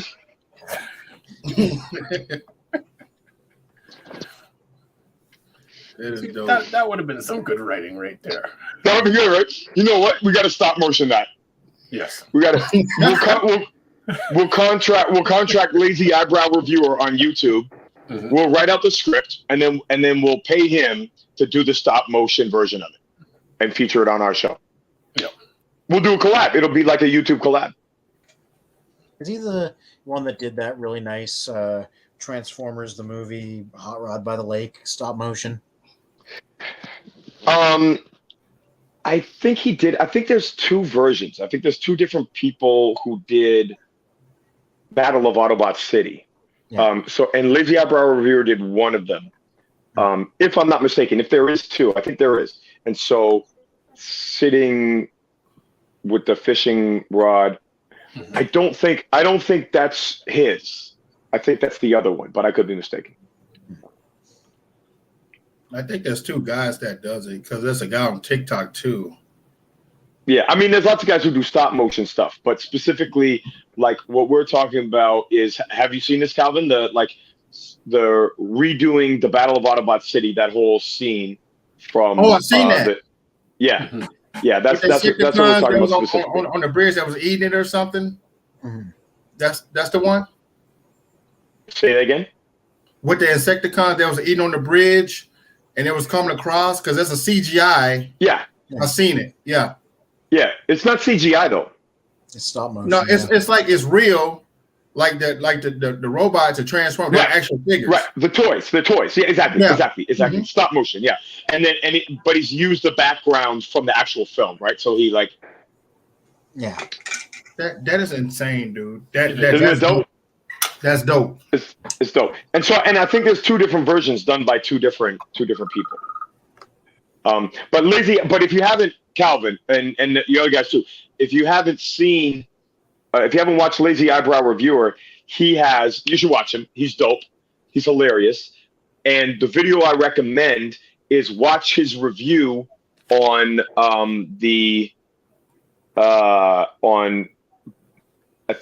I can't remember which figure it is, but it's I think a Legends class Blaster. Either Blaster or Soundwave. Just type in Blaster Lazy Eyebrow Reviewer, and you are gonna laugh your ass off. You're gonna fall off your chair watching that shit. It's so funny. I won't even tell you what the gag is because I just want you to see it. It's so hilarious. You know what? No, I will tell for the sake of our audience. Let me say what the gag is. He's got mainline like Earthrise or whatever, Soundwave and Blaster as the parents, and then he has the Legends class third party Soundwave and Blaster as the kids, and the two kids are trying to play together, and the parents are And the parents are like, "That's a Decepticon. He's evil. You shouldn't be hanging out with him." And they're trying to keep them apart. So, yeah, it's so fun. And they're like, they're old. They're stuck in the old ways. We just want to play together. Like, fuck this war. It's really cute. That is cool. Yeah. Jess brought me a Krispy Kreme donut, so I'm gonna eat this as we talk. All right. Review it bite by bite. Just so you're not rude, I'll have my spaghetti here. You have Krispy Kreme. Krispy Yeah, Kreme. I'll have my water. Krispy Kreme. That smells so lovely. I'll mute the mic while I'm chewing. I actually have a fair. Krispy Kreme like around the corner from where I live, and I avoid that place You want me to- because I know once I go in, like I'm just buying like 100 donuts. Like I avoid it every that time. Symbol's just added. Plus the fact there's always a huge Krispy lineup there, Kremes. and I'm like, nope, I'm not dealing with that. I got to drive 6 hours to get to a Krispy Kreme. Ooh, well Iowa. the one. What the The fuck one is close to this? us that just opened within the last year or two, because the only other close one was on the other end of the city, so it'd be almost like an hour and a half to get to. Superman's. Yep, I got to fly. They're going to take me 2 hours to get to a Krispy Kreme. That's dedication. Very tender. It melts in your mouth. They're going to turn out to be a movie like what's his name? Kamar, Arnold Kamar with the White Castle. Right. Yeah. The Harold and Kumar.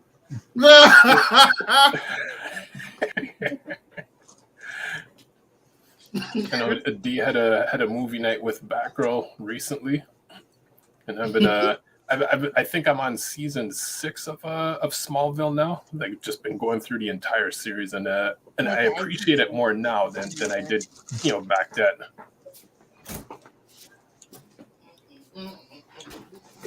Well, your mic's on mute.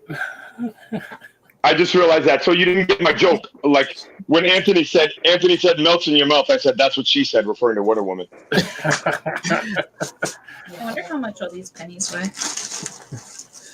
Well, it's funny. One of the earlier comments to what we were talking about in terms of Transformers rehashing the same bad guys of like Autobots, Decepticons, Unicron. I mean, and there's the ongoing meme of like the recent Batman movie where back in the '60s you have Batman and he's like he had the dark the dark outcome of his parents passing, and then he becomes Batman. But now we kind of like have an '89 movie where it's like it's a little bit darker. Then you get like the Christian Bale movies where it's a little bit darker. Now you got this recent one where it's like it's a little bit darker, but it's still the same story over and over again. So it's like what, like how much darker can we get retelling the same story? I'm not really clear what your point is. Like, are you saying you want an Adam West style Batman with a kapow boom bang? Wow. Well, that's Are you, or would you prefer a return to George Clooney? Oh gosh, no, we don't speak on Clooney and what's the other dude, Kilmer. Oh God, those movies were so bad. Those movies were so bad. Have you guys seen the new Batman? Not yet. Not yet. I want to. A few people have seen it and said it was amazing, but I haven't. I loved it. I loved it. Okay. I loved it. It was good. It was good. I liked it better than Spider-Man. People are raving about Spider-Man. I thought it was okay. I enjoyed the multiverse of Spider-Man. I think that was the best Spider-Man out of all of them.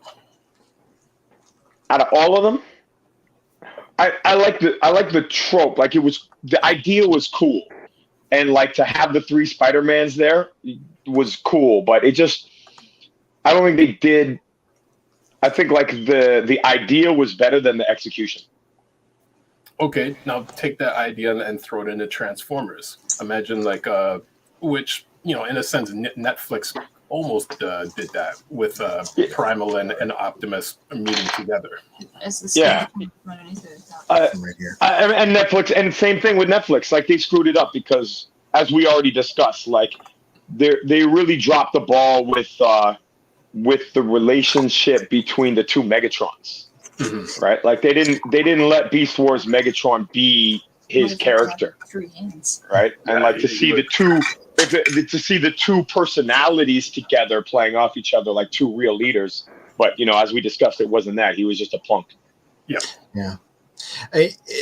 I kept waiting. I when I was watching the show, I kept waiting for the other shoe to. Sorry, I kept waiting for the other shoe to drop and for him to turn traitor, just because that's what the original. I mean, that's what Beast Wars Megatron would have done. But then by the end of the show, he was still like legitimately just a simp for the original. But like I was waiting for him to be like, "Oh, I had this plan all along because that's my character generally, and here's my scheme to take over and cause problems." See, Yeah. and the problem with that kind of writing, you couldn't use that version of Beast Wars Megatron in terms of like any type of multiverse stories, because like basically anyone would just continuously punk him off. Like Loki would punk him off, Thanos would punk him off. Like he's just not a usable Megatron in any sense. I mean, Thanos with the glove is probably going to punk off most characters regardless. Why did they count it as the end? Interesting. What is there any Transformer? What size, what scale Transformer do you have to be able to go toe to toe with Thanos? Considering when he has the gauntlet, considering that Hulk couldn't handle it. Rat Trap can do it. Okay, Just whereas no need naturally, to have an optimal size. Just Rat Trap can do it. because it'll shoot a guy's arm off, so then he won't have the gauntlet, right? Rat Trap gets shit done. Every time Rat Trap shows up, he wins. He got you done. He will find a way. Listen. I got beef with your little rat there.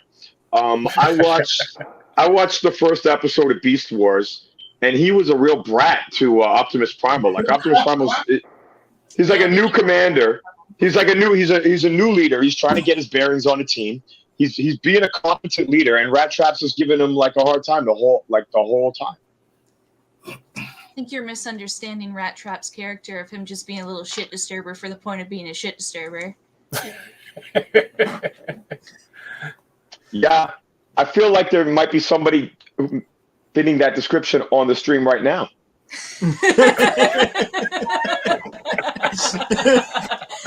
Okay, I got a fan theory. Not gonna say who, Russell. Somebody. I got a fan theory on that. So who is really Rat Trap? Who is really Rat Trap? Bumblebee, the other most annoying character. I feel like Rat Trap. Yeah, but you know what? Bumblebee, he's annoying, but he's not I'm defiant. trying to think of this at one person. Exactly. Can you respect the lady's trying to say something? If you combine, what the fuck's his name? Like, I feel like Rat Trap has like, if you combine Steve Buscemi and Joe Pesci. Which one is who's Steve Buscemi? I don't want to call him ugly, but everyone's like, it's that ugly guy from Boardwalk Empire. Wow. I don't want to call him ugly, but that's how people describe him. What else would I know him from? I literally only sat down because I wanted to comment on the fact that on the car ride here, Lil Nas was playing, and then immediately went to like, we don't talk about Bruno right afterwards, and I was like, they put this shit on the radio. Like, I love that song. Oh, that dude is the shit. That dude is the shit. I love that guy. That dude is the shit. And plus, he was a firefighter. I love him. Yeah. He's the ugly guy? Joe Pesci, and that's like Rat Trap. Yeah, so Yeah, that's good. 50% Joe Pesci is how you get Rat Trap. What about you don't got like Pepperoni, plus. Jesus. What about adding like 10%? What's it? I'm blanking on his name now. Who's the nephew? Christopher from Sopranos. I never seen Sopranos. He's a bad Italian. Clearly. Good thing Lottie not on the line right now. He'll freak out if he finds out you haven't watched Sopranos. Oh, He'll yeah. come to your house and sit you down with a box of DVDs and won't let you fucking leave until you watch them all. It's funny because it's like Damn. his dad's all-time favorite show. Yeah, yeah. And like he even has like I got him like a cookbook for Christmas one year for The Sopranos and like all these other Soprano books. Like it's his favorite thing. So it runs in the family. It just didn't get to me. Sopranos cookbook. That is Yes, amazing. Reynolds cookbook, like, so I can imagine Italian dishes and 7 ways to get rid of someone who's annoying you. Put them in your sausages. Yep. Homemade sausages. So, what'd you say, Jess? Pepperoni's watching you on the screen. Yeah, she's always doing that. Yeah, she always shows up on my shoulder. Shit, we don't even got the 3 of you in the frame there look so cute right now. Like you guys are perfectly framed. This Or lighting's she was just making me look obnoxiously pale though. Like I look sickly. I look Like 12. well. Luckily, Pepperoni's a little whiter than you, so. Pepperoni's got more of a tan than me. It looks like. this is a Not- Christmas card right there. Yeah, no, it's cute. That's good. That's good. Pepperoni. Look. You guys need to snap a screenshot right there. Yep. Yeah. Well, Snook's not here, but he's lazy and large and wouldn't have room for him. So Yeah, he would just yell over the stream too. Be like, "What's So, your Jess, opinion on Optimus?" listen. Like, "I'm like, that's a good opinion, Snook. here, this will be Snook's stand-in because he's a black cat. Right, I've derailed you guys enough. I'm gonna get out of here with my cat. All right, Jess. Good Jess, seeing you. Jess, I have a question for you. Okay. You're welcome, or a suggestion. I appreciate you trying to, keep this cat herding situation to one person talking at a time. So, but it's not so bad until Orlati shows up. Once Orlati shows up, my suggestion is you should come back on and you could be the moderator and just like keep everybody in line. There'd be too much swearing if I showed up. You'd be expecting me to be polite, and I'd be like, Oh no. Oh yes. Well, I'm sure you know that I have a hard time stopping all these guys from swearing all the time on this show. It's, I know Anthony has quite the potty mouth. It's true. Yeah, you know me, just the rudest person you ever met. Yes, gosh, it to heck. All right, I'm gonna get out of here. all right, see you. Good. Thanks for coming on. Yep, I got the cat. I'm going. Just get my headphones back on. Ba-da-ba-da. All right, spin. Yo, See if for the rest of the show if Anthony is slightly less slightly depressed now that Pepperoni's not going to be on his shoulder.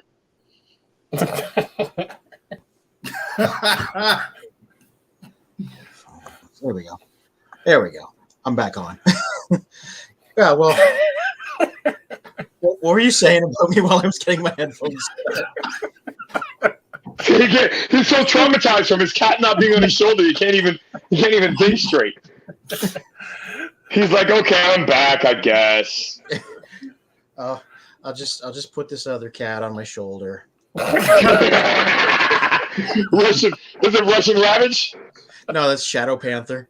I'll get Russian Ravage. He's in cat mode too. I'll put him on my shoulder. There we go. oh, Well, why, you're gonna why did we have to what- bring Russian Ravage? one on each shoulder. Yeah, there we go. Here's this Russian Ravage and this Shadow Panther. They're both going to go on my Especially shoulders. in recent news articles that in recent global issues, like Russian Ravage is Oh yeah, God. yeah.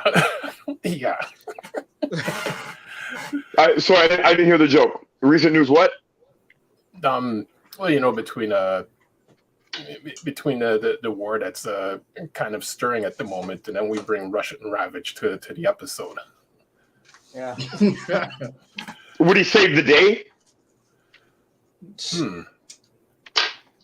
Anthony would best answer that. I don't know his character as well. Well, he's like 100% a agent of the government doing shady stuff behind the scenes of the Predacon government. So I think he'd cause problems. Damn. He's the guy. His role in Beast Wars is they tell him to take care of a guy, he goes and takes care of a guy, right? You know? Well, you always need that guy. Where it's just like Yeah. you need that guy who takes care of a guy. Yeah. And there's his like frightening face in high definition. Oh gosh. Yeah, so I don't think Russian Ravage would be the best character to bring into current global issues. No. I don't think any Transformers would be good to bring into current global issues. Somehow I'm thinking maybe a few Autobots, but yeah, definitely not Decepticons. Yeah, I'm just gonna change this guy into robot mode on camera. Boy, fan theories. We haven't talked about one single fan theory. We didn't even get all the way through the third-party panel. That's fine, though. All I'm going to say is they're doing hubcap. If anybody knows how I can get my hands on one, hook me up. Mm-hmm. You said hubcap? Yeah, the TFCon that they were looking at the slides from a third-party company, Ocular Max, I think it was, did a Masterpiece scaled hubcap as a show exclusive, and I was like, yes, Wow. please. It's come up a bit before, but hubcap's my favorite like B-list character because the first Transformer I had was the red G2 hubcap, so I always try and get versions of him. Which Masterpiece one are you talking about? The TFCon exclusive that they just put out. It's at the convention that just happened. It's an Ocular Max like Masterpiece hubcap. Oh yeah. He's not. I don't think that's new though. I think did they not release him before? Nope, it's a show exclusive. Like there's been other third-party hubcaps, but this one is like exclusive to the show. It's the MMC. It's MMC. I don't remember. You said Ocular Max. That is MMC. It's the same company. Yeah. I might get that because I don't have the Ocular Max. So Cliff Jumper. I have Ace. I have the Ace Cliff Jumper, and Ocular Max one is better. Sorry. Go ahead. I was going to say that the very few third-party things that I still have are mostly Ocular Max, so they have a good track record of making figures. So I'm like, I'm sure it would be good, a good version of hubcap. No, it's good. It's good. The cool thing, the standout of that Cliff Jumper is that it you can actually open the doors and it's got an interior. It's got like seats and a steering wheel and stuff. Yeah, it's kind of cool. It's the only one that has that. So I've got a fan theory. Yes. But I think Calvin said that he had one and then he didn't get a chance to say it. So let me throw to him first. Calvin, you there? Oh yeah, I'm here. All right, you want to hit us with your fan theory and I'll go after you? Yeah, I was saying earlier, I said in fan theory, who is really Rat Trap? Oh, okay. Oh, we did your. I wasn't sure if we missed it, but okay, yeah. Okay, so here's my fan theory. I was watching season 3 today, and in episode Grimlock's Brain, which you all remember is when he creates the Technobots, and I think 3 of them fly off at some point to chase Hungar. And they're talking, and one of them's like, "Oh, should we really just go off without the rest of without whatever Fairborn or whatever, or without the other Technobots?" And one of them says, "Whatever. The day that the 2 of us or the 3 of us can't handle one Terrorcon, that'll be the day." Now, what ends up happening, surprise, surprise, is they encounter Abominus and get their asses kicked. Right? So, now, why would you say, whatever, one Terrorcon? Because wouldn't you assume where there's a Terrorcon, just like where there's a Constructicon, you better watch out. Yeah. We might get a Devastator, right? Right. Okay, so now, considering that the Technobots are not stupid, right? Because we're in universe, we're doing a fan theory, so it's in universe theory. So why would they make that mistake? Here's my theory. Well, actually, before I tell you that, let's let me mention this. I think the same might be true if you go through the episodes. You might find a similar attitude with the Predacons. So how come individual bots, individual Autobots or whoever who face Predacons are not always prepared for the fact that they are going to transform into Predacate? Here's my theory. When they say, whatever, it's just one Terracon, the reason they can say that is because Terracons, unbeknownst to us, are not only 5 Transformers. Terracons are a subspecies of Transformer. So they're a type of, life form. They're a type of Cybertronian life form, the way Junkions are and the way, on all these different planets. So you got all different kinds of Predacons, right? And all different kinds of Terracons. And now here, the reason why I mentioned the Predacons, even though my hard evidence is only for Terracons, but of course, this theory that I'm espousing also explains why in Beast Wars they're called Predacons, right? Yeah. So, and then the other piece of this theory, which makes it make sense, is in universe, unlike what would be implied in the toys that we bought as kids. In universe, Transformers who don't originally combine when they're first designed or first created, that ability can be given to them later. So, therefore, the Predacons that we know in G1 as Predacons are not the Predacons. They are the Predaking Predacons. They are a particular team of Predacons that came together and one way or the other acquired the ability to combine. And that's why the Technobots, who are new to the world, but yet seem to know what Terracons are not naturally assuming that, there's a Terracon, he's got buddies, they're going to form Abominus. You don't know that. Same thing with Predacons. Over to you guys. What do you think? I like that theory. Yeah, I think it's plausible, and I think the fiction supports that. I think about how in Five Faces of Darkness we saw a group of Constructicons in the ancient past building Megatron, and there was more than the ones needed for Devastator, right? In that group, there was 7 of them. I love that addition. Yeah. And what I would add to that is, you remember in the episode in Five Faces of Darkness, I don't remember which episode, but Five Faces of Darkness, Rodimus, short circuits himself, goes into the Matrix, and he's watching the history of the Transformers, right, all through the primes. And there are a number of bots in there. There's I think there's 2 of them that look almost identical to Rodimus Prime. Yeah. And then there's another one who looks like I think Alpha Trion, who's not Alpha Trion.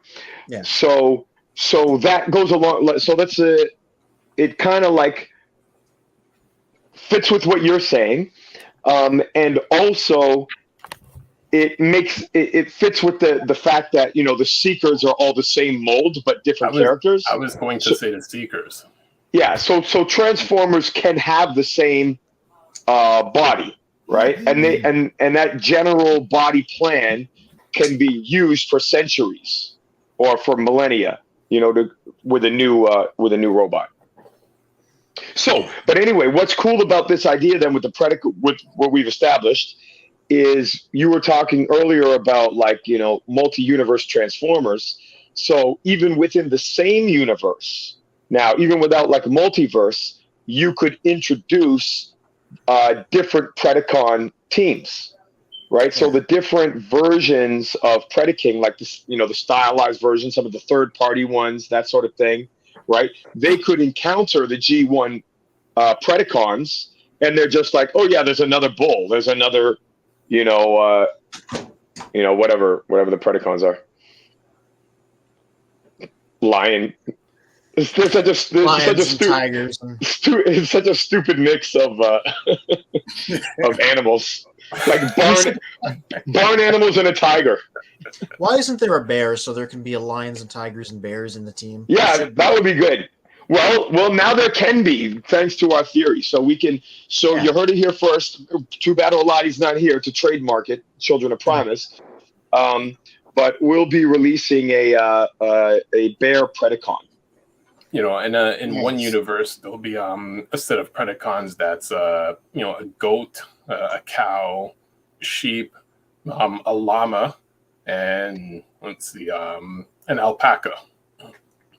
Brilliant. And we can have like geographic themed teams. So you can have like the African Predacons. Right? So you got the elephant, the giraffe, you know, the Nice. rhino, Mhm. you know, and maybe and what's the lion's name? Razor Claw. Razor Claw. Razor Claw. Yeah. So Rampage. So so check this out. So now Razor Claw forms the body, right? So now in the fiction, he is the only one of the original G1 Predacons who's African. So he has 4 other buddies who he can combine with in Africa. They're all African, just like him, hanging out with the fucking barn animals for some reason. But when he goes to Africa, he's got his buddies that he can combine with and form a much more powerful Predaking because Africa. Versus you fucking farmers. I'm just like, well, now there has to be a Canadian Predacon team with a moose as like one of the people because they're deadly. They're A goose, and a moose. yeah, And a beaver. two deadliest. Yeah, Yeah. They can just be a 3-animal combiner. yeah. Oh no! Why not have the bear? No, why not have the bear in there as well? Yeah. Goose, moose, But he's a polar bear. beaver. Yeah. Polar Claw already exists as a name, so Nice. What are the names of the? There's a Beast Wars combiner, which actually is a really nice looking set. I bought that set actually. Magnaboss. I'll tell you what it is. I don't know. There's a bunch of them. It's a elephant, an eagle, and I think a lion. Magnaboss. Yeah, Magnaboss. Magnaboss. So basically, there you go. That's African Predacons. Silverbolt and what's his name? The elephant dude. Ironhide. I think that's Ironhide. And then you got it's Ironhide. That's right. Ironhide Silverbolt. Yeah. So and that's a good looking figure. So maybe I don't know if they got eagles in Africa. They probably do. They do. Okay. Yeah. So you got condors. Anyway. They got the biggest condor. That's for sure. It's like the I think it's like some kind of buzzard or something. That thing is fucking huge. Yeah, that's what they got vultures, stuff like that. So anyway, so those are the African Predacons. They already exist apparently. So now tie that into Newsflash. Into the Voltron universe. Who wins, Voltron or Predaking? That'd be a good match. That's a good match. Because they could fight in beast mode first. Of course, farm animals versus lions. Well, no, which Predaking? I mean, it's I basically think I just answered the question. Farm animals versus lions. I don't know. Plus Voltron's sword always seems to like handle business versus Predaking's sword, not so much. no. He doesn't like win every fight with his sword, so automatically the Voltron sword is better. I don't know how big Voltron is, so I can't say which one would have the size advantage. I don't know. Voltron would lose. And the reason why I say that because there's not much function there versus your Transformers. Okay. So the power will go to the Transformers because they have more access to more potential to have more energy or something efficient. They're more energy efficient? Yeah, I would say yes, because if you go look at all the Voltrons, it's a click of a second. It's perfect timing. Timing versus actual battle. What is perfect timing? It's like when you watch the Voltron, they look for weaknesses, they look for a distraction. Go back and watch the shows. Are you talking about the original Voltron or are you talking about the newer one? Both. Because here's what I remember from the original Voltron. Original Voltron goes like this. There's a giant monster in every episode. Spin and I have talked about this already, right? So there's a giant monster every episode. The whole team goes there together. All 5 lions are present. Yep. And then they decide, just like the last 18 times, let's each try to attack the monster individually and get our asses kicked. Then we'll form Voltron, get our asses kicked. Then we'll form our sword and chop the fucker in half in one swipe.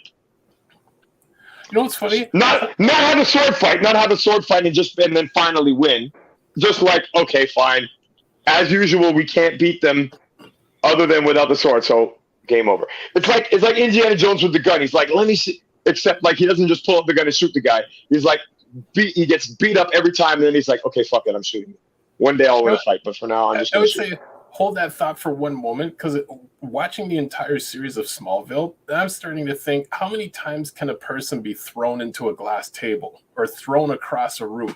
And like in reality, like, you know, this, like, humans should not be able to survive this happening like every second episode, getting knocked over, punched out, and then once again thrown into a glass table.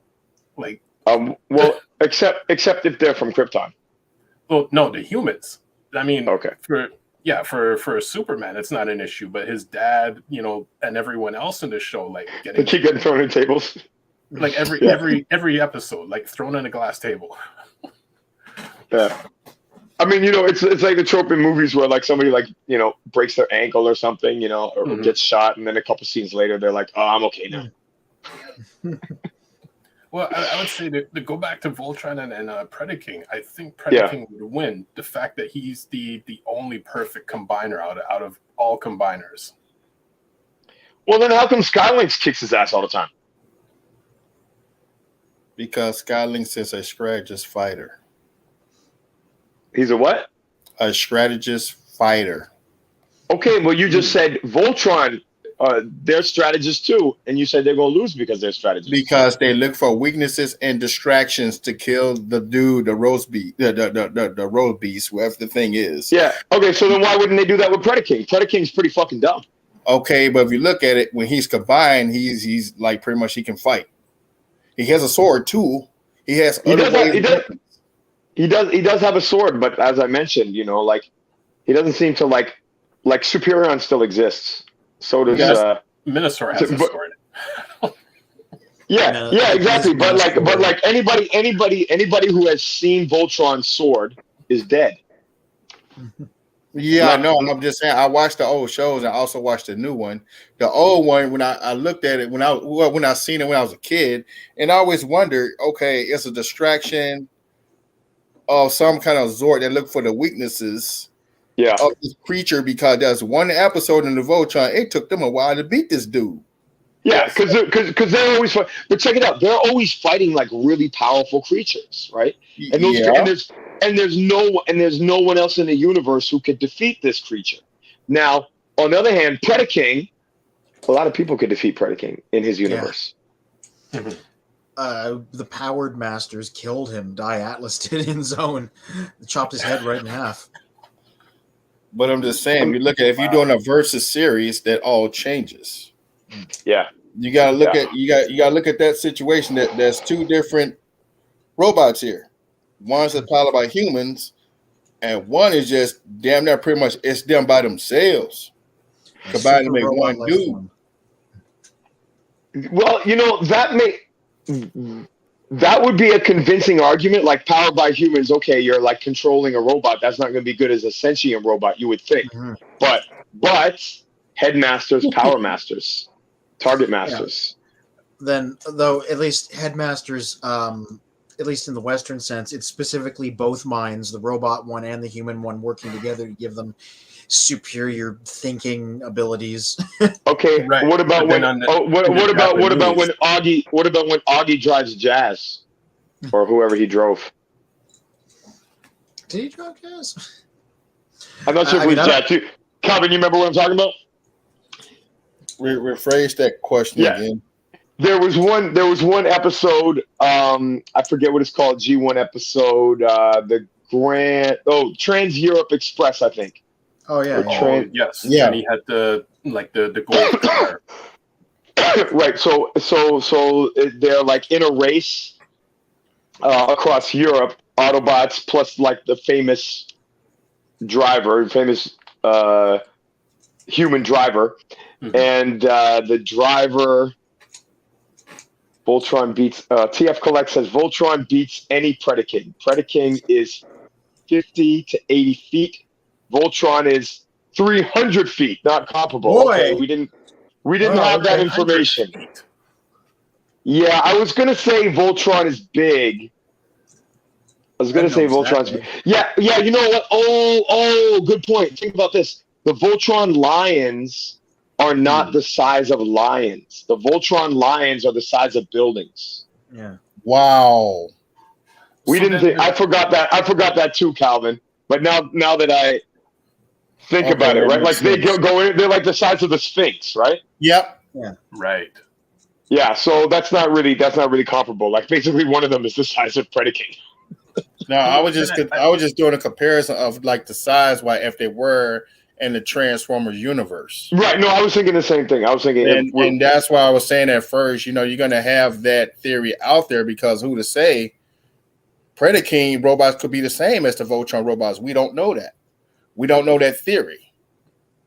Well, There's different universes out there. You got the. no, you got I hear you. I hear you. But you agree that a 50-foot Predaking Yeah, versus a yeah. 300-foot Voltron, that's probably not. Yeah. not That is gonna go well crazy. That what is if you throw the insane. Dinobots in there? That's not gonna go well for the farm animals. Dinobots might have a better chance. Mhm. But again, at 300 feet against Voltron, I don't No. think so. Because look, they have a hard time against Devastator. But what was I in the middle of saying? I interrupted myself because of that TF Collect thing. Do you guys remember? I got distracted by that information. I'm just Yeah. imagining Voltron stepping on Predaking like a Monty Python foot. I mean, it would be really good for Voltron's ego because even in the individual lion forms, they would have a chance, and that would be the first battle they've ever had a chance against the farm animals, right? Bull, a car-sized bull against a sphinx-sized lion. Maybe it'll be for the first time a fucking lion wins. I just think about, I wouldn't. I'm just thinking about how in Power Rangers, at least, they most of the time they just wouldn't bother with the trying to fight them as separate components. They'd be like, "All right, bring out the robots and immediately combine them. Let's not mess around." Mhm. What do I didn't even know Power Rangers combined. What are their vehicles? Zords. Every show has different ones, so it's not like a consistent thing. The original 5 were 5 dinosaurs that combine into a big robot. Okay. But yeah, they would almost never like He-Man. They would almost never like use them separately. They just always call them and immediately combine them because they were that's how big the monster was, and they're like, all right, let's just combine them right out of the gate. Well, because they watched Voltron get his ass kicked for so many years, they were like, we're not going to do that. We're not going to do that. Well, we'll do hand to hand when they're like human size. We'll do hand to hand. Once it goes to the robots, we're just going to fight him in the scale that he's showing up. Mm-hmm. Which is like the thing with Voltron too is like it's already a giant guy, the height of Voltron. Like, why? What are you doing? It just never made any sense. Has there That's been the original Power Rangers Voltron, pretty much. Yeah. Has there ever been any universe crossovers of He-Man with like anything in Marvel or any other universes? Nope, just DC. It was with Thundercats. They did a He-Man Thundercat crossover? Yeah, comic book, yeah. Oh, I would love to see that. That's a good it makes perfect sense, right? Like it's they got the mermen and they got the beast men. Why not have the cat people? As a matter of fact, they probably do have some cat people already. And you know what's funny? And you know what's funny about all of this? What? There was Marvel Comics. Star Comics is Marvel Comics. He-Man was Marvel Comics. Thundercats was Marvel Comics, Star Comics. Look it up. Why is that funny though? Because then they did a DC crossover later. Oh, of Thundercats? No, just He-Man and DC just did a crossover at one point. Yeah. Oh, with the DC superheroes? Yeah. So who was in it? Injustice. That's when Batman went to Eternia to go grab He-Man. Because I want to see that. That sounds cool. But they never put. What'd you say? But they never Superman put He-Man in the game. They never put him in the game. He's supposed to be in the Injustice game. They just recently just came out. He's an Injustice. He's a bad guy? No, He-Man is the good guy, but Superman is the bad guy. Oh, so they need somebody to fight Superman. Yes. So in the comics, He-Man stabbed Superman in the chest with the power sword. And What about this guy? Brainwashed. Can't have this guy fight Superman? Yeah. Dark Side. Oh yeah, it was He-Man and Injustice. I was just looking it up with my phone. Dark Side. Oh, nice.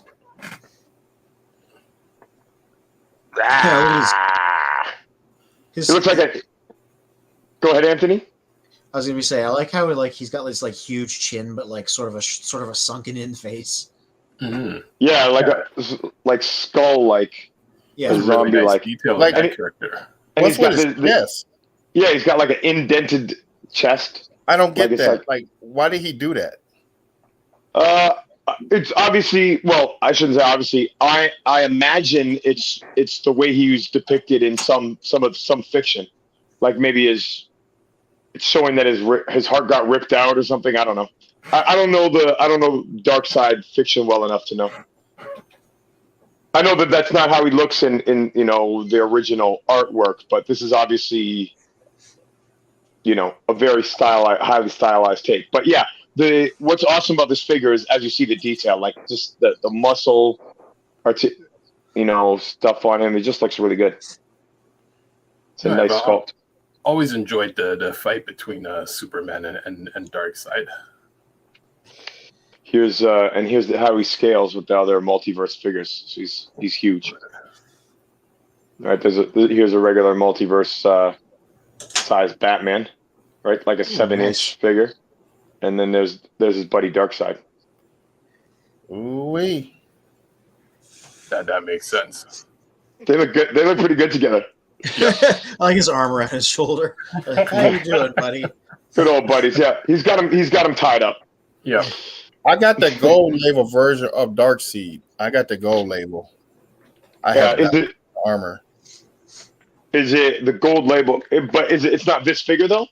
Yeah, it's a figure. It's not this sculpt. It's a totally different figure. Or are you saying this figure with the gold on it? Yes. Yep. Mm-hmm. But the chest is different?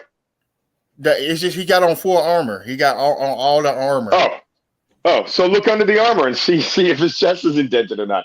No, I'm not taking out the box. No. It's in the box. It's in the box. Yeah, I got something in the box. Ooh, that's At first, I was like, "Which Bumblebee is that?" And then I realized it's not actually a Transformer thing. No, those are actual figures. That's a Z28. That's back in the early days, man. Yeah.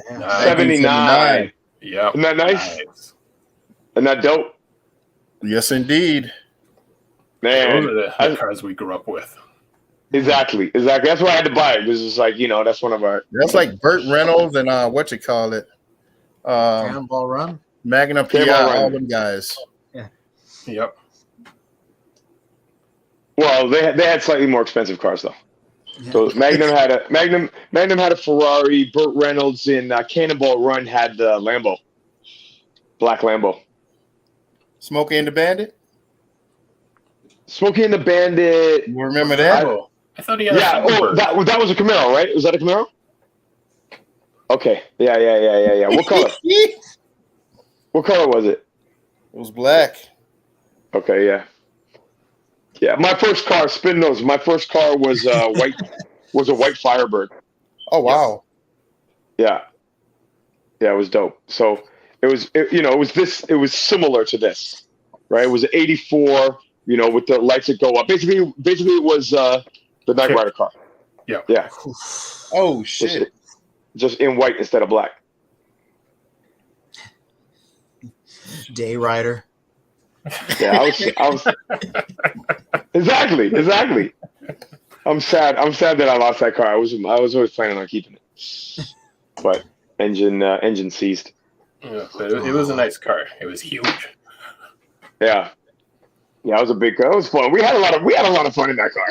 Oh yeah. We had a lot of adventures, going around doing shows, throwing the turntables in the back. When you see the cars like that in person, then you understand how people are like jumping in and out of the windows and stuff. And like the cars back then were huge. Yeah, you could fit, like, yeah. 3 or 4 people like just along in the front seat. You know what? I actually miss bench seats. Mm-hmm. Like, yeah. I don't actually think, like all these cars are supposed to be so, like the seats are so fancy or whatever, but they always like, they stick you in a position. It's like either you're comfortable or not, but you're stuck in that position as opposed to, you remember you have an old Oldsmobile and it's just a big soft bench. It's a couch, Yep. It's a driving couch, Yeah, it is. and much easier. Like, if you have a girl, alongside you and, she wants to lay down, take a nap while you're driving or do other things. So it's just more convenient. Oh man, I don't know what they got today, man. I said they're not caskets. That's What do you drive? What do you drive, Calvin? I got an RX 350 Lexus. Nice. I gave up with the sports cars, man. I had an IS, and I said, you know what? I'm done. I got to get an SUV. Yeah. And Yeah. So yeah, same here. I so my first car was I go back and forth with the SUVs and the sports cars, but most of the time I've had like a 3 Series Beamer, but now I'm in the X Drive, in the X5. For the same reason, it's just more convenient, right? Throwing stuff in the back and stuff. Yeah. Oh yeah. It's more room to when I go shopping or looking for figures or Transformers. I got a lot of room. I got to worry about the extra spaces in my front seat. I just throw it in the back and just keep driving, finding other stuff to go get. Oh, TF Collect is banned from the show. I don't miss 70s cars at all. Why not? I'm curious as to their viewpoint. Yeah. Okay. All right. TF Collect, defend your viewpoint. What do you have against 80s cars, 70s, 80s cars? He drives a Tesla. Must be that. It must be that. It must be that he doesn't like to have his hands on the wheel. He likes to use his autopilot. And I mean, the TF Collect. What do you tell us what you're driving and why you don't like the 70s, 80s cars? Yeah. Being a Transformers fan, that's all 80s and 70s vehicles. Yeah. It's interesting too because he says he doesn't miss them, so like he remembers. Like obviously he's, it's not like a young guy being like, why do you like those cars? So TF Collect, don't leave us in suspense. We want to know.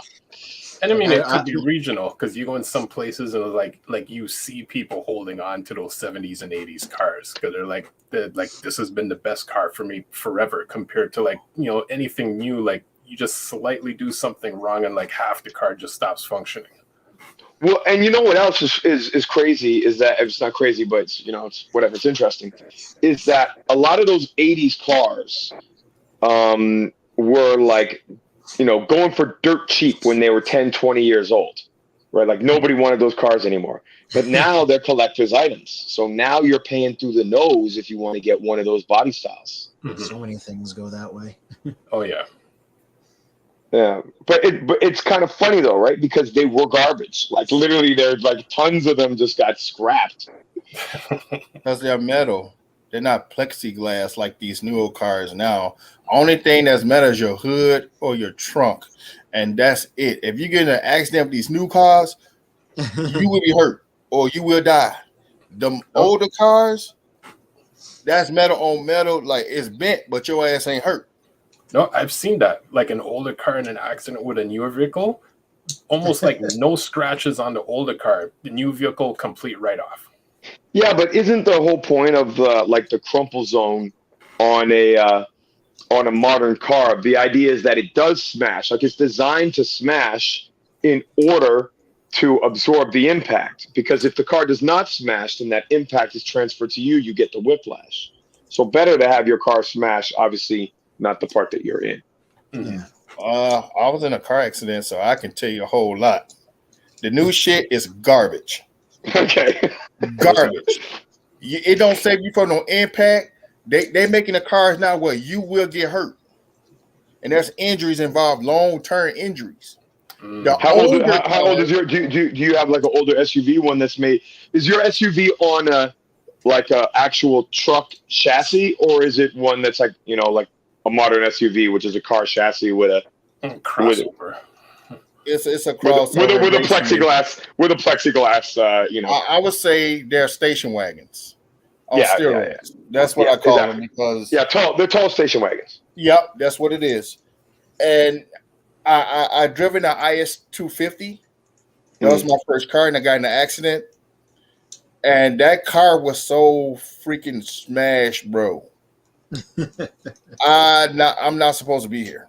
Only thing that's saved me was the bags. Toyota and Lexus, they make good cars. They save you from that like accidents wise, you are saved. I did watch several people up here, like no offense, Chevrolet, Ford, Chrysler, all them guys, they make shitty cars, bro.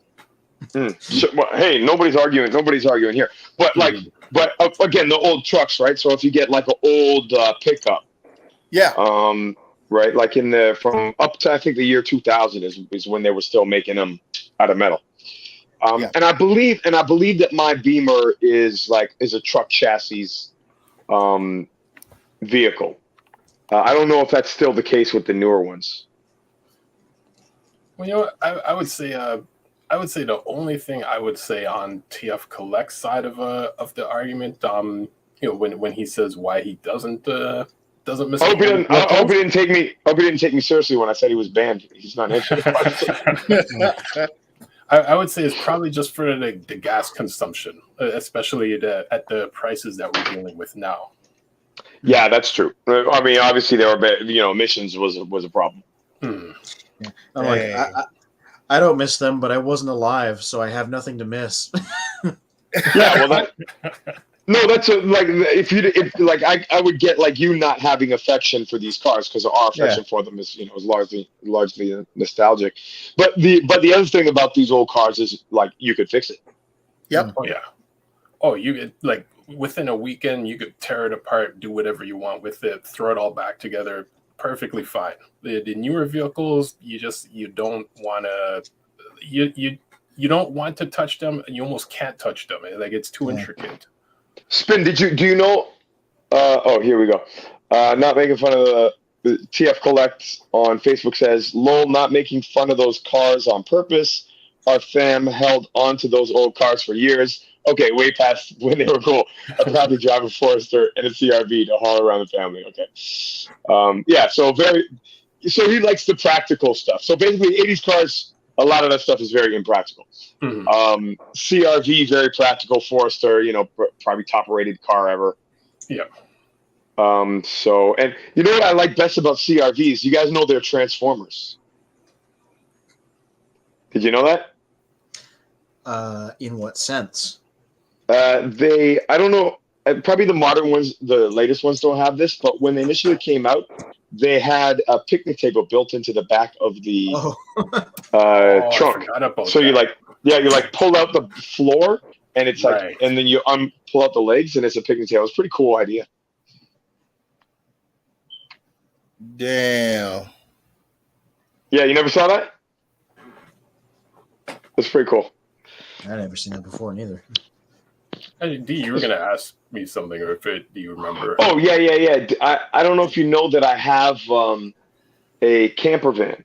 I have it's a Ford, I think 2004 conversion van. So basically, like a regular size van, like big van, but the back seat has is electronic. It like reclines, so it Okay. goes flat. So you have a flat bed there, and then it's got like the big window on the side with blinds like this. So basically, go on a road trip, sleep in the back. It's pretty dope. No, Oh, and that's that's what's up right there. sorry. That's what's up right there. Yeah, Yeah, it's pretty cool. that's an overall long-term goal I think many should have. Just either converting like an old school bus, transit bus, get a camper van, and just like drive across the country, visit all the different states. Because I especially I thought about a school the- bus. I thought about a school bus. That would be I've dope. seen some nice Oh, school yeah. bus conversions, yeah. And then it's like, especially after driving from Ontario out to BC, it's like people don't realize how beautiful the country is in Yeah. terms of the landscape. So I could imagine, how much, many other places that are just like amazing to view just driving around, for a summer or for whatever reason. Yeah. And like, you could, the van that I have, right? Like there's ways to do this for like not so much money, right? Mhm. Like you don't gotta get a $50,000, Mercedes Sprint van or whatever, Right. or $100,000. I don't know how much they cost. Jeez. Can't do it. Nope. Yeah. But like a van, what do you think a school bus would cost? It can't be cheap. But basically, what I was thinking, the thought occurred to me. It's funny that you said a school bus and that you've seen it. I figured people must have done it. But my idea is like, okay, well, like a tour bus costs like $250,000 or something like that, I imagine, or end up. Right. But like whatever Lil Wayne is touring on or whoever. But like, why couldn't you convert like an old school bus to be more or less the same thing? Oh, go on YouTube, and you end up in the rabbit hole of a lot of people where at some point some are like, you know what, I've got like this house that I'm paying mortgages for Yeah. a year. Let me just sell the house, put the money in a school bus, and just live in the bus. And it's like they scrap out all the old seats, rebuild it with wood, put in a little fridge, a little TV, a bed, some drapes and stuff. You're living in a bus for like dirt cheap. Like your only expenses is like gas, insurance, and I think a few other minor things compared to, like owning a home. You know what? Even if you weren't going to do that, like full time, let's say you're a renter, right? And let's say you were a single renter, right? So like, even if you weren't going to do that full time, even like, let's say you're permanent, like I'm going to live in a bus for my life, but you could like as you said, like it could be economical if you decided to do it for a year or for half a year. So if like your lease was up, or in your last month of your lease, you built this bus, and then you pay it off by like not paying rent for 6 months or a year, and just drive around. And then after that year, your bus is paid off. You move back into an apartment, and you still have your bus. Right. But then you financed it by like living in it for a year. But you know what? I mean, say I'm gonna do that. I'm gonna do that with a Sprinter van now. I just gave myself an excuse to buy $100,000 car because like I'm not paying rent. But depending on your line of work, and I mean, like and Anthony could tie Work. this as well. It's like you have a laptop and you've got a good connection. You don't have to move back into somewhere in a year. Like you could, like today you're in Texas, next week you're in California. Like you're driving around, but you're still getting paid full time for doing your work whenever you stop. I could do that. I could do that spin, but the only issue is you notice that I have a little bit. I don't know that I could fit everything that I own. What's wrong with Yeah, just this alone. Yeah. Here's one of my 8 rooms. Well, so here's throwing out some ideas. So you get like like an older, bigger school bus, van. and like a commercial bus, and every city that you stop in, you could have you could have people pay to come and view your display in the bus. So it's like you're stopping in a city, people That's pay my to plan. come view your Transformers. You're living in the bus. So what I was thinking is, why not put a trailer hitch on the back of my van, Mm-hmm. and then have a whole big trailer behind the van, There you go. and then the trailer could have like a nice display in it. I also thought about like a cool idea would be to get an Optimus Prime truck, and then make the whole trailer, like just put all my Transformers in the trailer, and that's my display room. And trust me, my girl would love that. Get them all the fuck out the house. Just have them, and just have them in the truck. But that would look crazy. Like go in the truck, be like, oh fuck, I'm leaving right now. I'm going to my truck. And just hang out there. And think about that. Like you have a big, like a 40 footer, right? And so you like sit there. You could have like some nice lounge chairs in the back of there, and like have the whole display. That would look sick. Transformers Museum on wheels coming Yeah. to a town near you. Like that would be Yeah. cool. Yeah, go to every TFCon. Mm-hmm. All right, so I'll need each of you to kick up $4,000 to help put this together. Yeah, I'll get right on that. Do you know how many mainline Generations figures I could buy for $4,000? You're probably more than you could fit in your house. So may as well probably. So contribute to the museum, and then you'll get to drive it around. Yeah. Oh, and we could tie it in because after you get the truck and you get the trailer, you have Bill designed the inner workings of the trailer. Yeah. Well, basically, yeah. I'll just as soon as I get the truck, I'll just drive to his house and be like, all right, Bill, we got a job cut out for us. Do your thing. Exactly. And any figures I'm missing, he can just throw them on the shelf. He's got extras. I only just now realized I can just swoop this portable camera around this, and it's so fun to do. It's like a commercial thing. Portable meaning your camera's wireless?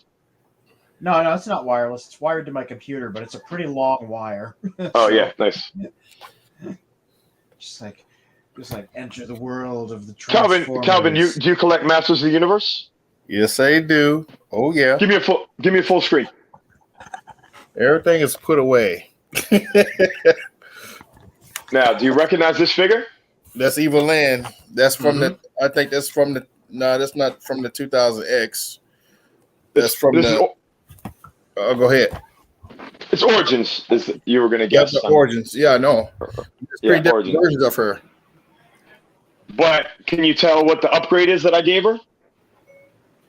The head sculpt and the legs. No, the legs and the head are the same, but she doesn't come with the shoes. I don't know how you can see. Everything is in boxes. I got her. Women like it when you get them shoes, so I got her some shoes. You gave her like some Barbie high heels. Exactly. Spin knows because he has a bunch of daughters. That's how he knew exactly what it was. Like literally, like it's just insane. That's what. Yeah, you're showing us all your. You keep everything in boxes. Okay. Yeah, all my Star Wars. Those 2 boxes in the back is Star Wars. The boxes are in boxes. No, check this out. Listen, I'll show you how Calvin and I, great minds think alike. I busted these. Check it out. I do the same thing. Here's my Masters of the Universe guys here. Right. I just have them. I have them out to play with here. Skelegod. Ooh. Which character is that? Skeletor. That's from the Revelations. Yeah. Oh, Skeletor after he becomes a god. Nice. He gets the power of Grayskull and becomes a god. May as well do a Masters of the Universe unboxing while we're here online. Is Orlando going to show up or what? I got something for you too. What I had found today at Target. All right. Oh, let's see.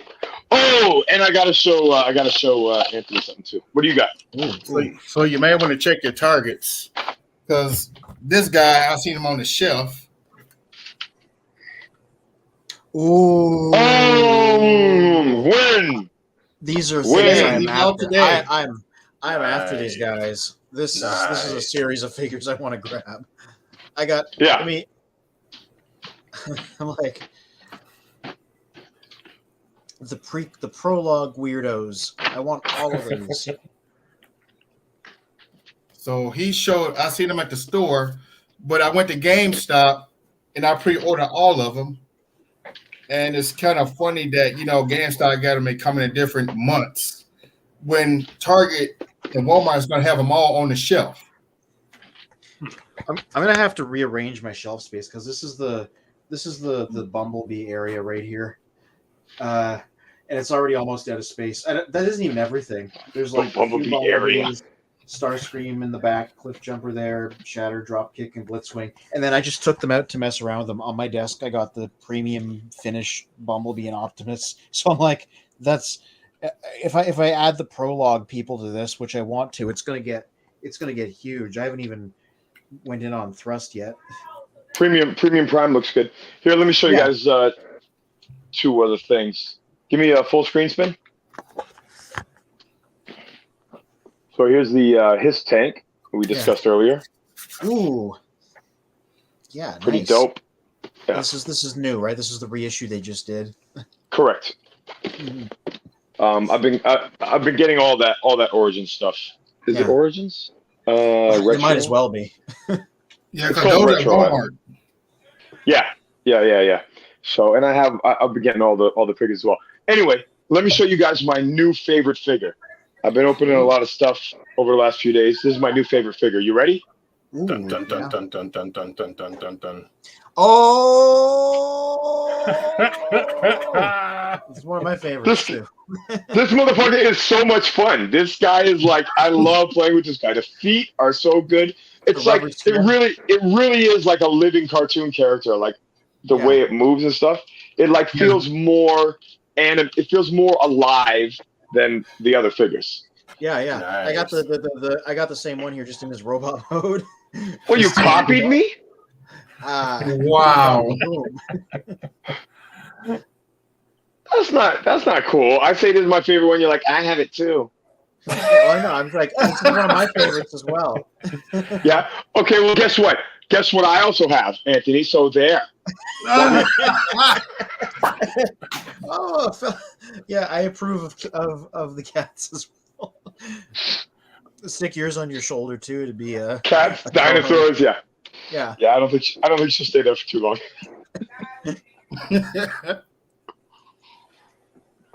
Did Jess say something? No, she's like way off in a different room now. Okay, I thought she was. But yeah, commenting on the cats. I only had this guy out because I did a photo with a pterosaur for my last review. Usually I keep him in his dinosaur mode. He was just in his robot mode for a shot I did. But like, I do like his like T-Rex mode more because it's all expressive and rubbery skinned and superposable for like those same reasons. I mean, he's pretty posable in the robot mode too. Yeah. Do you find any of the joints a bit loose though in robot mode? No, not really. He turned out surprisingly tight to me. Okay. He's got. I mean, maybe his hips a little bit, but like that's only compared Yeah. to him. That's what I'm worried about. Is I think these might get loose here. Yeah, but like they're not very loose. It's just like it's just looser than the rest of him. That's crazy. Yeah, but over time, I don't know if it'll support his weight. Yeah, I always appreciated what a big slab this guy is compared to like most other leaders. He's just like large. Yeah, and what's fun about it is like, I like how they did the mix of the hard and the soft plastic. Like how they did the soft plastic for the skin.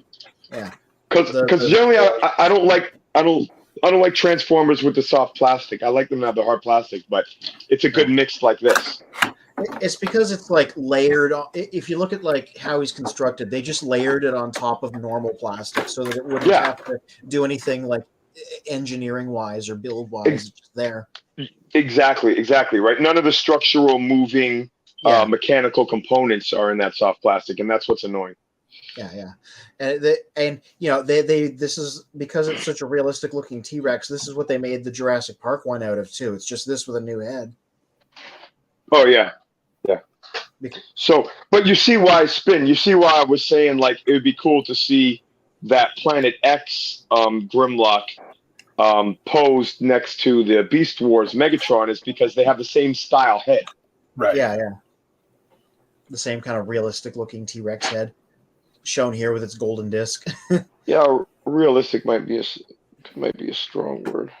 Well, it is like the reason they used it for the Jurassic No, I know what Park you mean. one is I know what you it mean. literally is the Jurassic Park T-Rex sculpt. Like that's what it's designed after. Oh So, yeah. Yeah. I mean, it's like dead on. When did Jurassic Park come out? Early 90s. A lot of the early Beast Wars characters. Hey, there's All right. Spin has been replaced by Slug. Yeah, a lot of the early Beast Wars characters like I still Dinobot, haven't found that slug.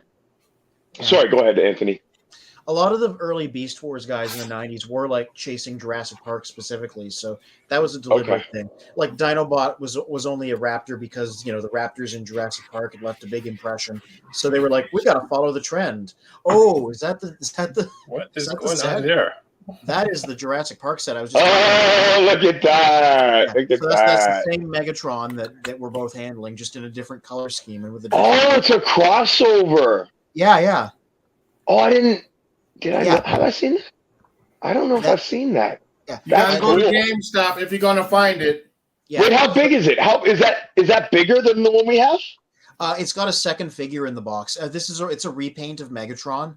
Okay, it's not upscaled because it just looks bigger. Maybe just because of the whatever No, it's in alt mode. I've seen it in person. It's Okay. Oh no, when you pull it back like that, it was the angle that he had it at when he pulled it out. It looked like it was like 3 feet long. Yeah, and it comes with an Autobot there too that changes into the Jurassic Park Jeep, so that it's a two. Yep, it's supposed to be Hound. Yeah, That's It's cool. supposed to be Hound. yeah, and like it's this figure again, basically. Just the robot head's different too, but it's a repaint. And I'm like, that's because it's Anthony. already a real. Yeah. You already said that. Well, look, I'm enthusiastic, all right? Yeah, clearly. Are you getting it? Yeah. Oh no, I already got this guy, and it's like really expensive. It's that. I think did Yeah, they're all Calvin the same say? modes. Oh, You yeah, said it's exclusive. It's exclusive at GameStop, Calvin. Yeah, you can get it at GameStop. They have it on the shelf. Yeah. I don't know if there's a GameStop anywhere near me. Yeah. I've never been to GameStop. I hear people talk about it all the time. You can find online too. If I'm thinking, where you at right now? What location? I'm in Madison, Wisconsin. You got a GameStop out there? Oh yeah? Okay. Yeah, I'll go check it out. Madison. You're not too far from where I'm at. I think you're like 4 hours away from me. Where do you 5? live? Is it 4? Where are you? I'm in Minneapolis. Plus St. Oh Paul yeah, is not too far. yeah. 4 or 5 hours depending. Yeah, I've driven out there before. I think we went out there to see Janet Jackson. Oh, okay, got you. Yeah.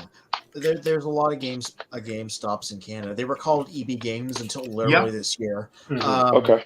That's actually my primary source for Transformers because their website's like really easy to pre-order and order from. So like I tend to get most of my Transformers from GameStop. Cool. Yeah. Cool. I gotta check it out. Enough people talk about it. That must be a cool store. Yeah. Is it? Yeah. I assume it's a video game store, or is that? not the case? Originally, but like Yeah, so okay. many things, it's It kind of used to be drifted over Funko time. Land. Here, it used to be Funko Land, and then AT&T bought them out, which owns GameStop. And we It did used to have EB Games, and we had Funko Land, so they merged the two together. What was the name originally? Funko Land. Okay, gotcha. Before GameStop, it was Funko Land. Right. Gotcha. So what's Minneapolis like? Do you like it out there? Man, you want the real truth, or you just want some of the truth in general? I mean, look. I mean, you know Madison, right? So this shit is pretty bad out here. So Minneapolis, I assume, is the same shit. It's the same, worse, and it's getting bad. Yeah. Well, we could talk offline about some resources and backup. But I'm just saying, backup plans. You know Wisconsin. You know Wisconsin. No, never mind. No, go ahead. But what I was saying is that some of the figures, I got to drive outside of Minneapolis. I got to go to Lakeville, Minnesota, Apple Valley, those areas. Albert Lee, that's like going toward Wisconsin or across. Okay. I can just take the route around and go to Iowa. You got to do that in order to get your figures, you said? Yes, I got to literally drive out of Minneapolis. Right. I hear you. That's how I fought this guy today. I literally had to go to another county to get this dude. How long is the drive? How far? I say like 20 minutes. Depends on traffic. Yeah, I mean 20 ain't bad, but 30, 40 I can get. That gets 2 ways. I get to know. Yeah, I was happy because I was looking for the rest of the crew, and whenever I asked the target employee something, either they say they got it in the bag or they go in the bag, it's not there, so the DPCI matches with something else. I hate that. So, but I did go to GameStop and pre-order all of these, so now I'm gonna have an extra one of these. Cool. Well, if I don't end up finding one, then maybe I'll pick up your second one if you end up selling it. So I ended up getting my Star Wars figures. I can't find them in the store. I got the 3 Boba Fett's, and then you got Echo that's coming out, and then you got Omega that's coming out for the Star Wars series. What is your main franchise that you collect, and what are all the different franchises that you collect? Is your main thing Transformers? Yeah, Transformers. Yep. And so in addition to that, you're doing G.I. Joe Classified, and you're doing Star Wars. What scales of Star Wars and what other G.I. Joe stuff you doing? I collect the classifieds, and then for the Star Wars, I collect the big figures. I don't collect the 3.75. That to me, that's a waste of plastic, waste of time, it's garbage.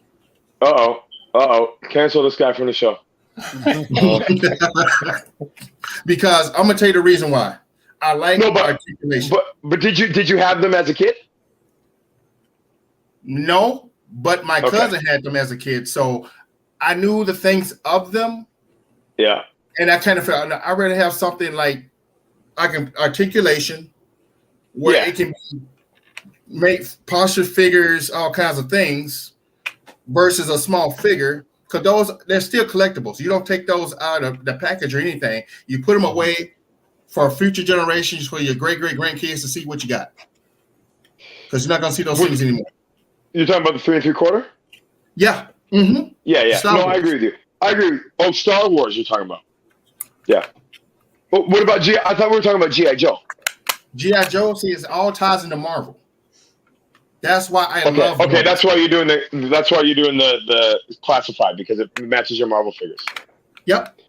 Okay, so then you answered another one of my questions. What other things are you collecting? So you're also doing Marvel Legends?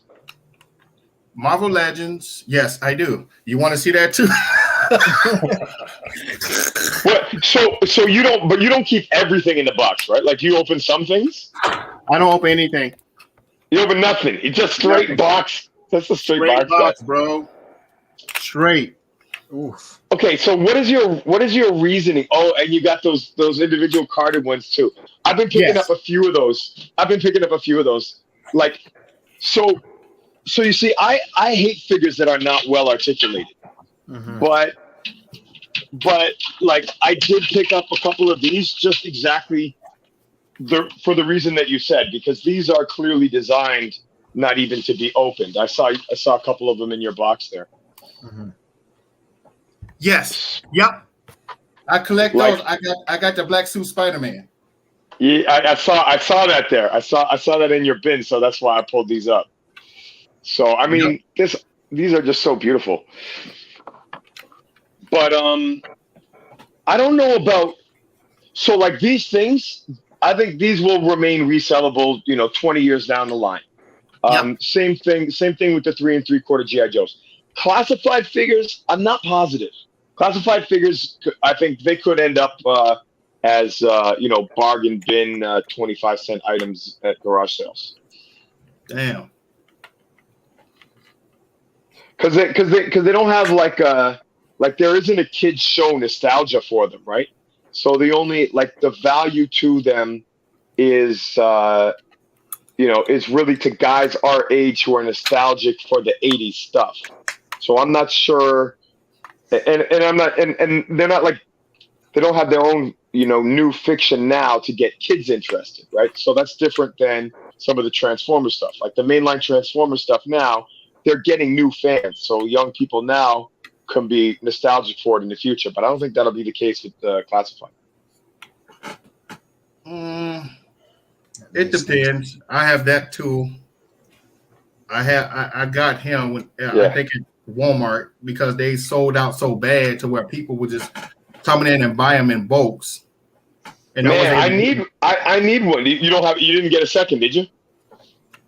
I couldn't. That's the only one I got. That was the only one. Yeah. You might want to try GameStop. Like I said, I will. I'm gonna hit them up.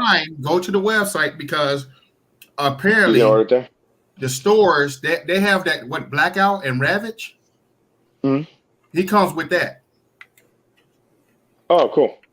So people are snatching them up, and it was reset. That was last year in the summer when he came out. He was the hottest thing on the block. All the Dinobots are going to be the hottest thing on the block. Just like when Sludge, when he comes out this August. Yeah. Hottest thing on the block. And I want to get Sludge is my favorite Dinobot, after Grimlock, obviously. Mm-hmm. One detail when I transformed him that I overlooked in basically in after you transform him and there's the gun actually attaches to his tail. Yeah. Oh, I was just gonna say. Yeah. So that's where the gun is hidden. Oh, that looks good. It looks like it just fits in organically. Yeah. This is such a pleasant looking figure. It's like a big solid chunk. He is.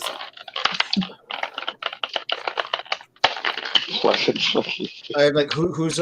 Oh yeah, is that who's unboxing? His personality is not all as pleasant.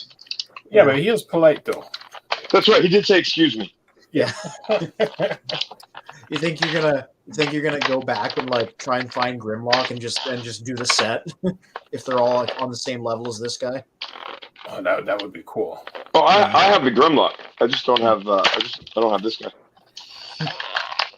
Okay, you got that Grimlock, don't you, Anthony? No, I do have the masterpiece, which it was basically directly based on. So it's kind of hard to see from here.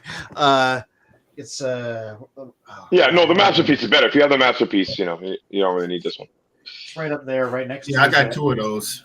Age of Extinction and animated versions, just looming at the top of my shelf. You got two MPO8s? No, I got two of the Grimlocks. Okay. In Walmart. All right, cool. Well, Spinister needs one.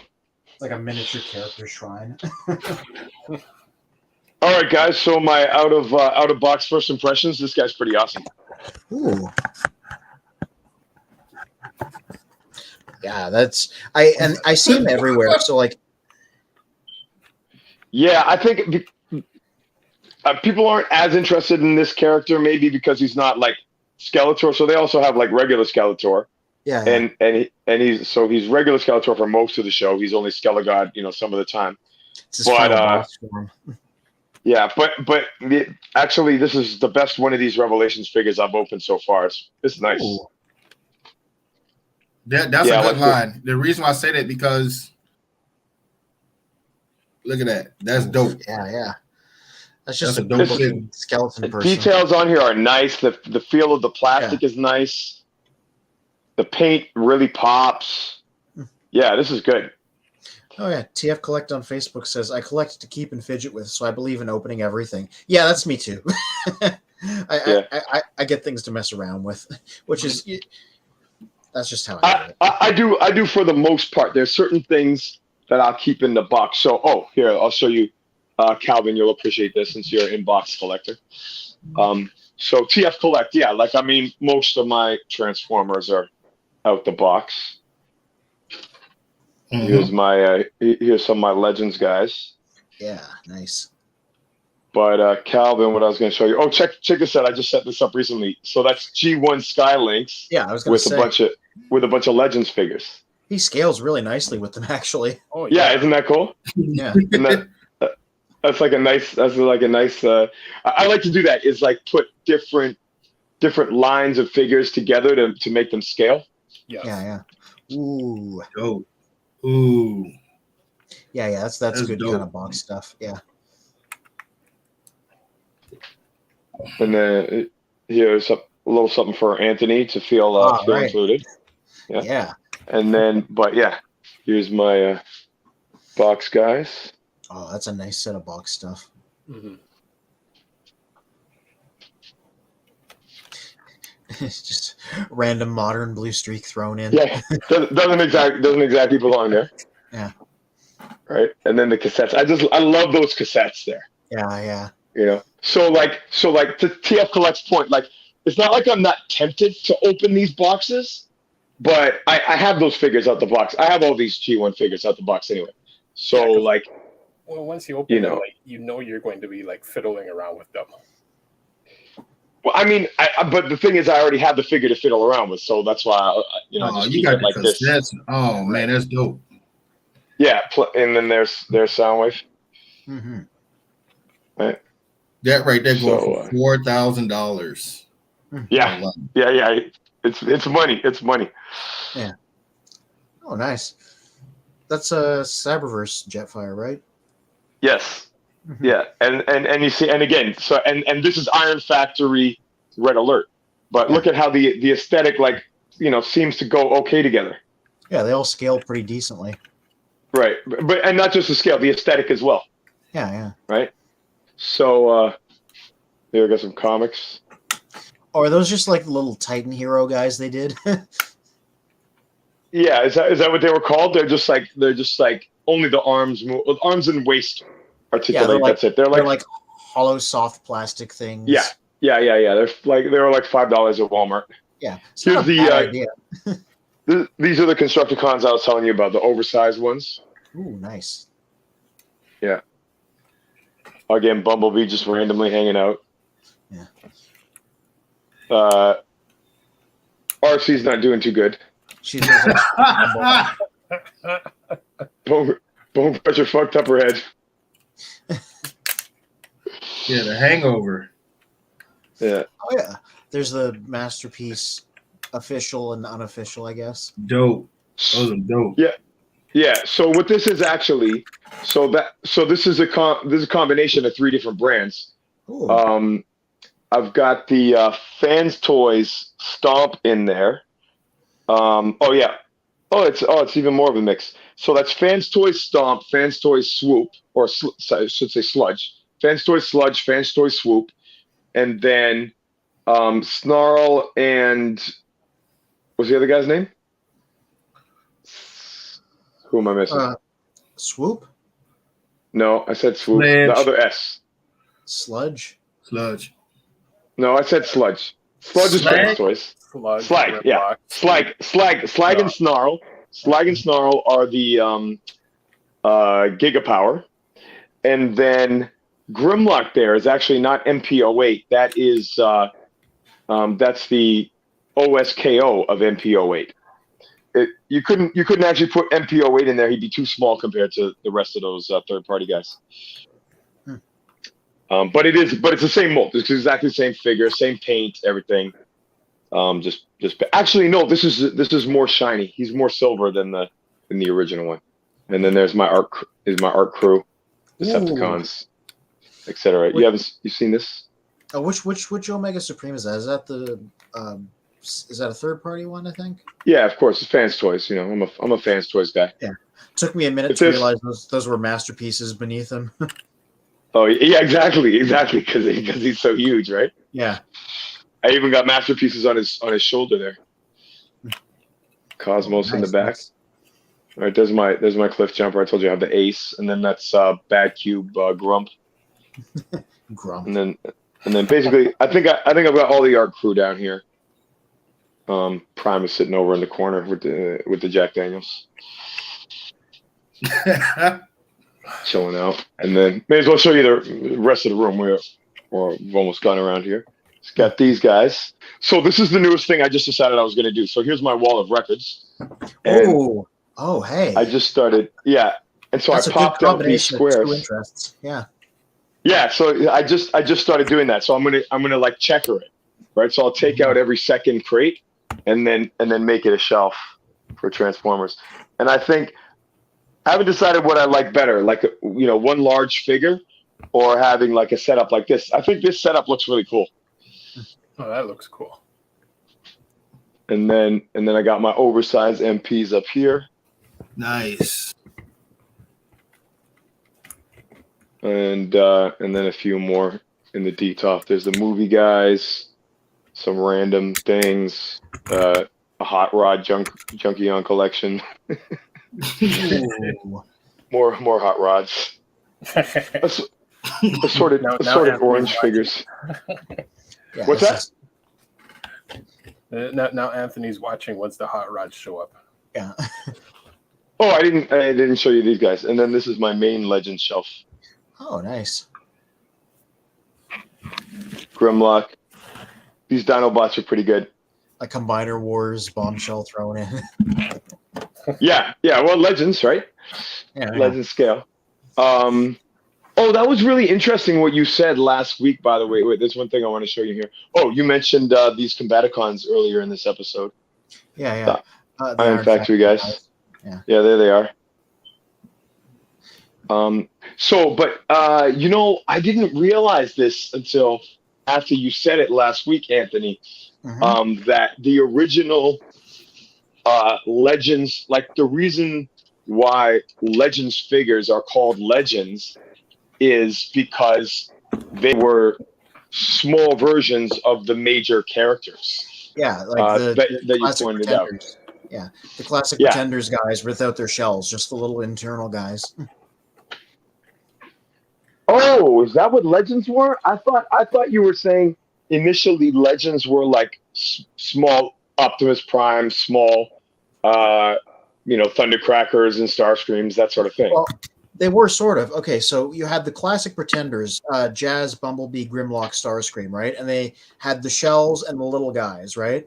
And the little guys were miniaturized versions of their G1 designs. And then they decided to just release the inner robots separately. So they were now just minifigures of those four, and they called that line Legends. And those were, and you're telling me those were the like G1 models? Yeah. This was like when did they do Classic Pretenders? Year 4, year 5, G1, one of those. Okay, so no, but you just mean they were the G1 characters, not that they were the actual figures, like the same mold. No, they were not the same mold. Okay. They looked like the larger ones, like they were based around the designs, but they were totally different toolings, But was it the same engineering? Like it was No, they were like simplified little guys. Okay. So they weren't like world's smallest Transformers type of thing. No, they were completely original molds. Ooh, he's doing the one kick. Nice dance. Dance. Well, I always give figures that test, right? If they can do that, then that means they're both stable and like solidly engineered. Yeah, I like that. So I'm not sure if that Beast Wars Megatron can handle it, for instance. I go look up my review. If they can do it, I take a picture and I put it in there somewhere. Right? Nice. Calvin, you got any world's smallest Transformers? Only ones I got just the Oh yeah, he can the small ones. I got. Let me see. I mean, if you had a big world's smallest Transformer, that would kind of defeat the purpose. Right here. I got only thing I got is just the Titans Returns ones, and then I got the small ones that just recently just came out. Oh no, but I'm talking about world's smallest Transformers. You don't know what that is? It's like yeah. I don't. I got two of those. Dinosaur. Okay, battle. which ones? Yeah, Optimus Prime, and I got Bumblebee. Okay, nice. Those are cool, aren't they? Yeah, there was at Target, and then they had a Starscream, I seen, but I didn't pick it up. I said, man, if they can give us the whole collection, I would have bought every last one. But if it's just one or two, Yeah. Yeah, you don't get it. But you know why I think they're cool anyway? Because it's neat to like scale them with like city bots and stuff like that. yeah. You know, just you just have a handful of them and you stick them on your display. You know, on Bruticus's shoulder, or if you have Starscream, something like that. But I do have a question, Go. a theory. Oh, let's hear it. What if Todd McFarlane got a hold of the Transformers? And how would it turn out? Todd McFarlane. If he decided to do, if he decided to do and I picked up a figure over the weekend, and I can imagine what Optimus Prime or Nemesis version would look like if they actually made this fit. If he actually made this into a Transformer, it's gonna creep you out. You saw it, and then I have something to. I have an answer. This dude, Cygor. Have you seen this figure? Let's get a full screen, Spin. Oh, wow. Nice. Back it up a tiny bit.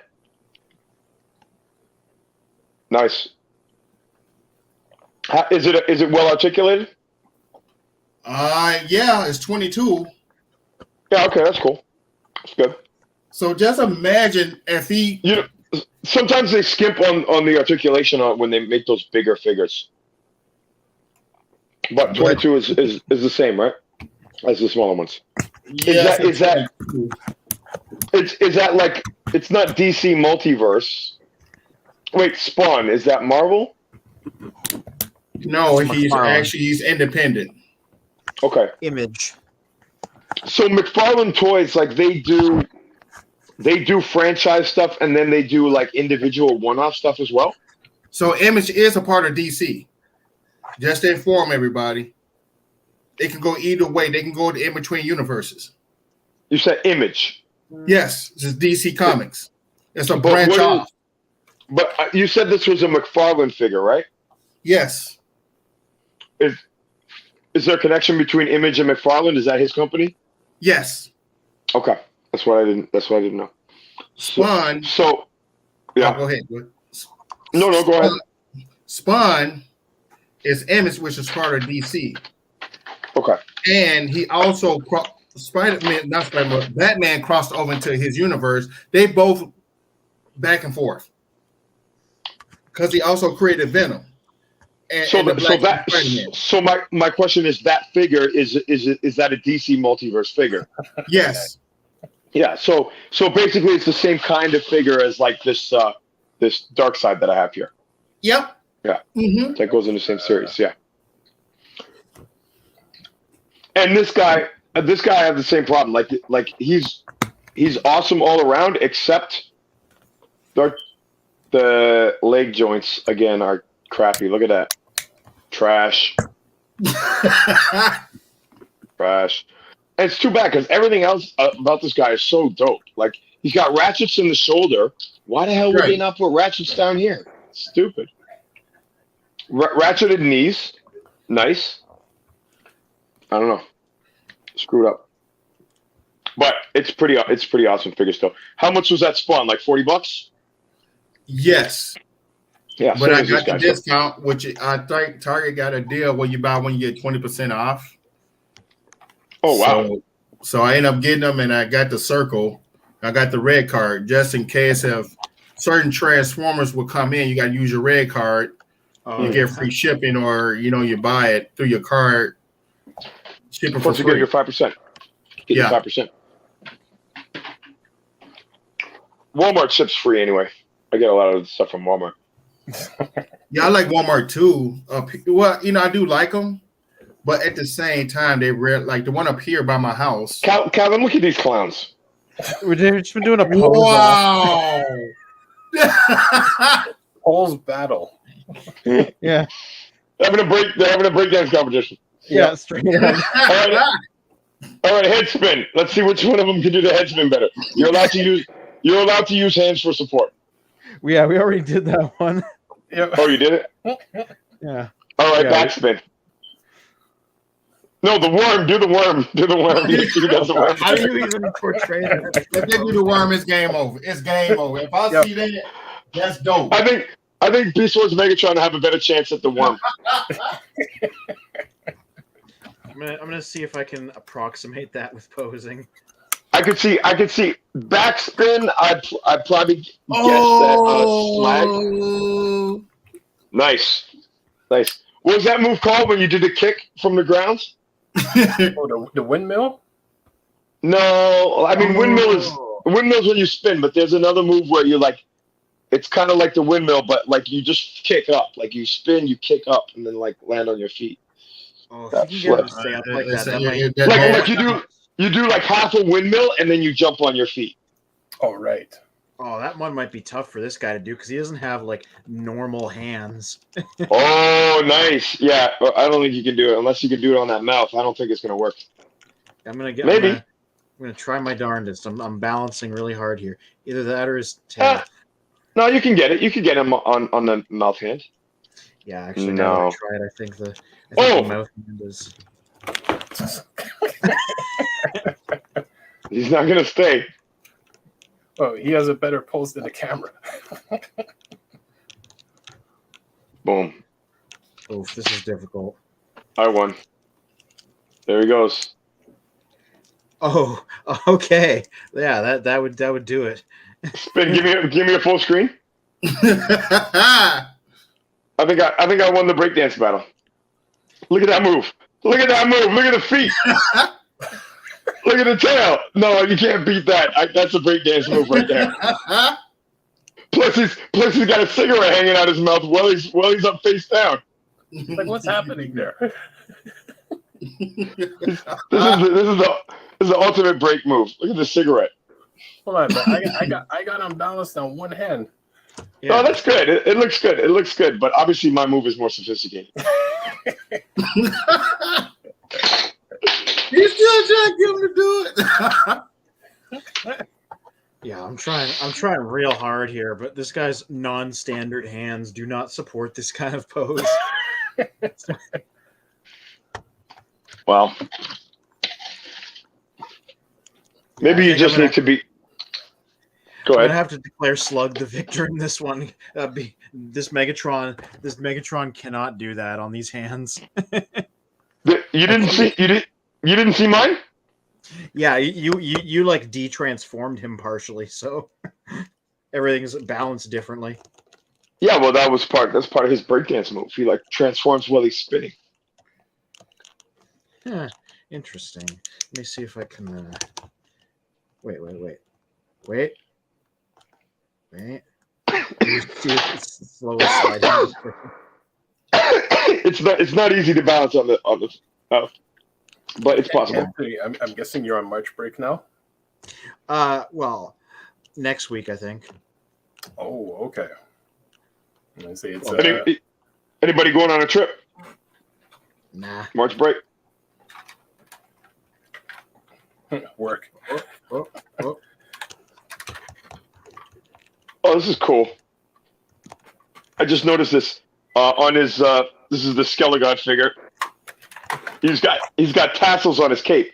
His cape has 3 layers. It's like a velvety texture, and then he's got tassels on the end. So like it like hangs down. These little plastic tassels, pretty cool. Gives it like some weight, like so it doesn't just hit, sit in a weird angle.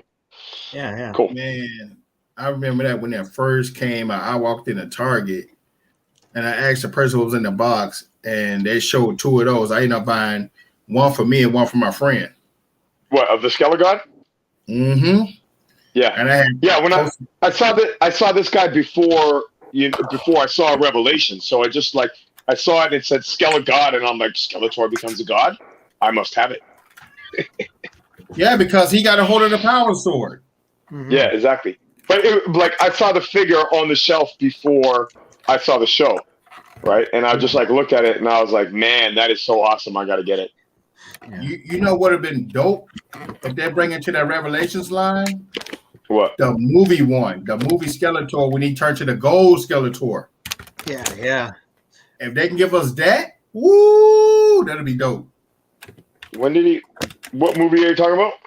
The Master of the Universe, the movie, back in the early 80s. Like with Dolph Lundgren? Yes. Okay.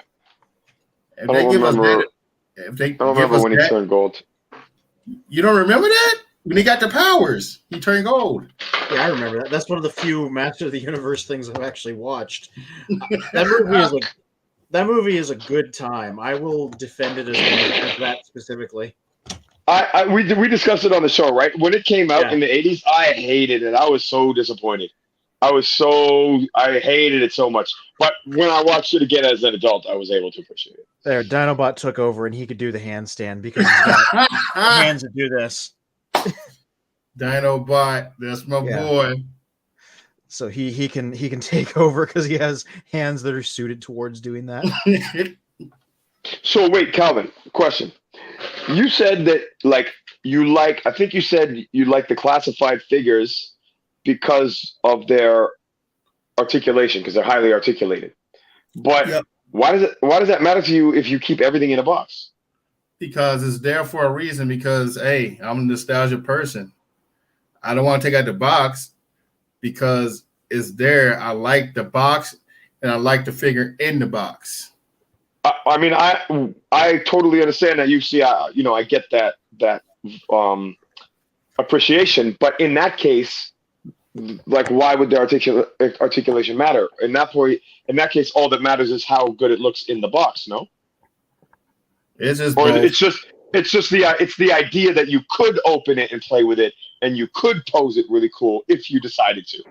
Yep, and at the same time, it's what your money is paying for, and most people don't see that when you read those packages.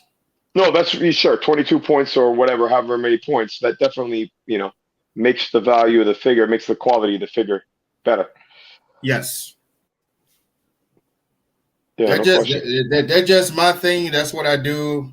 I know some of the stuff. I see everybody got things out of the box. We all different, but we still. No criticism. No, it's not a criticism. It's not a criticism at all. No, it's not. I just like when I see people when they have things out the box, and I'm like, it's the greatest thing of all. And you look at these figures, and when I see them, I'm like, they're dope. And there's nothing you can change about it, but you got to look at what you're paying for. Well, even when I buy stuff secondhand, I always buy it in the box. Like if they don't have the box, I don't want it. Right. And I keep all the boxes, which again, irritates the hell out of my girlfriend. Like, why do you need the box? I may want to sell it one day. So what? I'm like, no, I gotta have the box. Sell it for $5 less without the box. So that just, I don't know, man. Just some things. Like, I refuse to buy Legos. I refuse. I refuse. Oh, Unicron just showed up. You refuse to buy Lego. Have you seen some of the new Lego sets? Yes. Like, they have some fucking crazy Lego sets right now. What is that? Man, I can't wrap my hand. Oh, no! Oh! Body slam! I have them. Off the top rope. Off the top of the ropes. There's no way I can imitate that. I declare you the winner of that because he can do that. I could probably top it, but it would have to be another day because I'd have to unbox my my HasLab Unicron.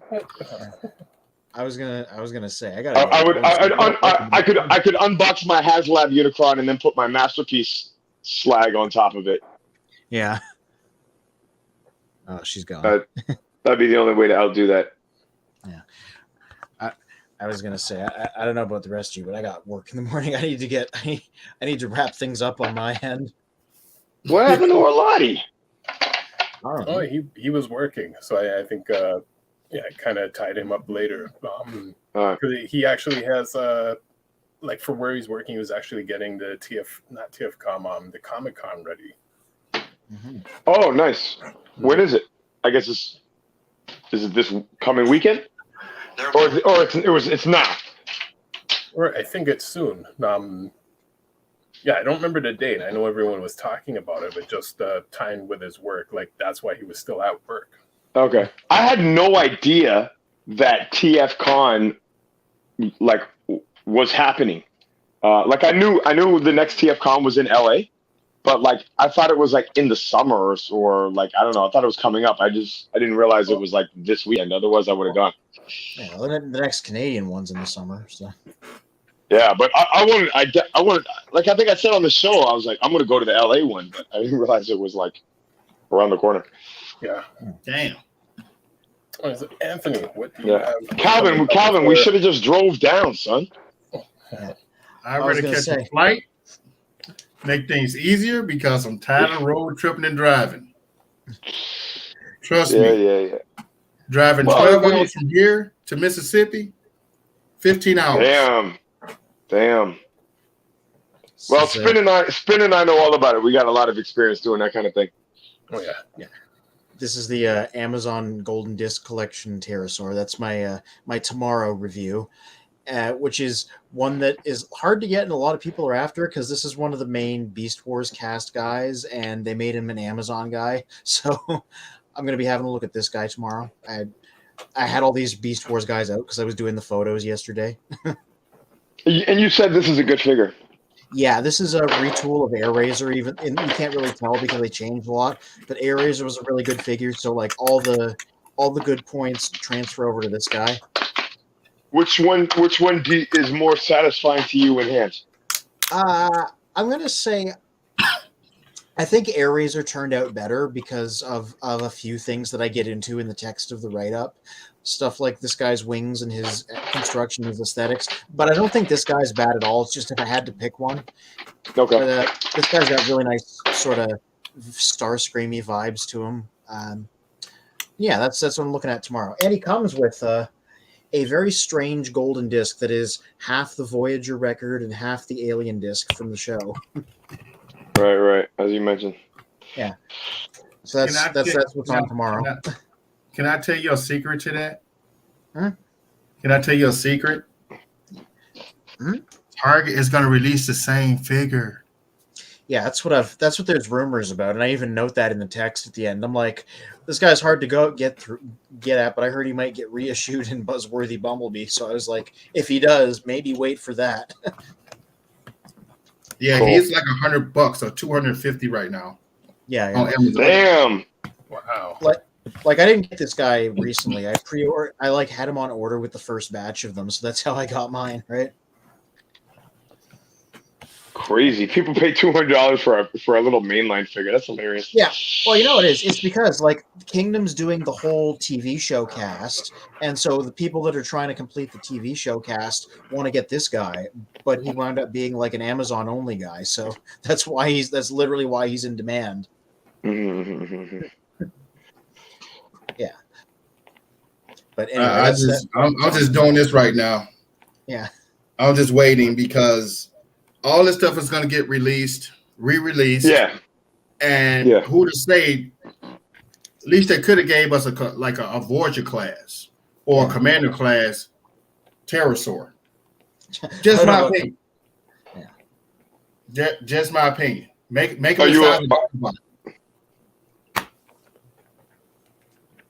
Is that the scale that he is in the show? Yeah, he's a little bigger than AirRaiser, but I'd say a deluxe does it more or less correctly to my eyes.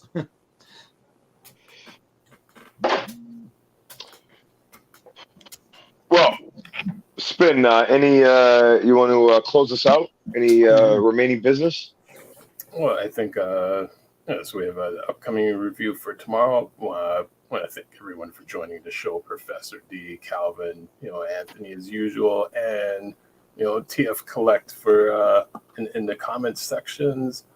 And, Lucas, big up Lucas. Yep, big up Lucas. Thanks to Calvin for coming on. Mm-hmm. Check out the website, childrenofprimus.com, and check out the news and reviews section where we have the weekly news of different reviews, and we also have daily news that's from different websites that you can check out. TF Collect. On childrenofprimus.com. Yes. Mhm. Thank Big you up TF Collect. from Facebook. Mhm. All right, guys. See you next week. Oh yeah, yeah. That's it. Yeah, next All right. week. Peace. Peace.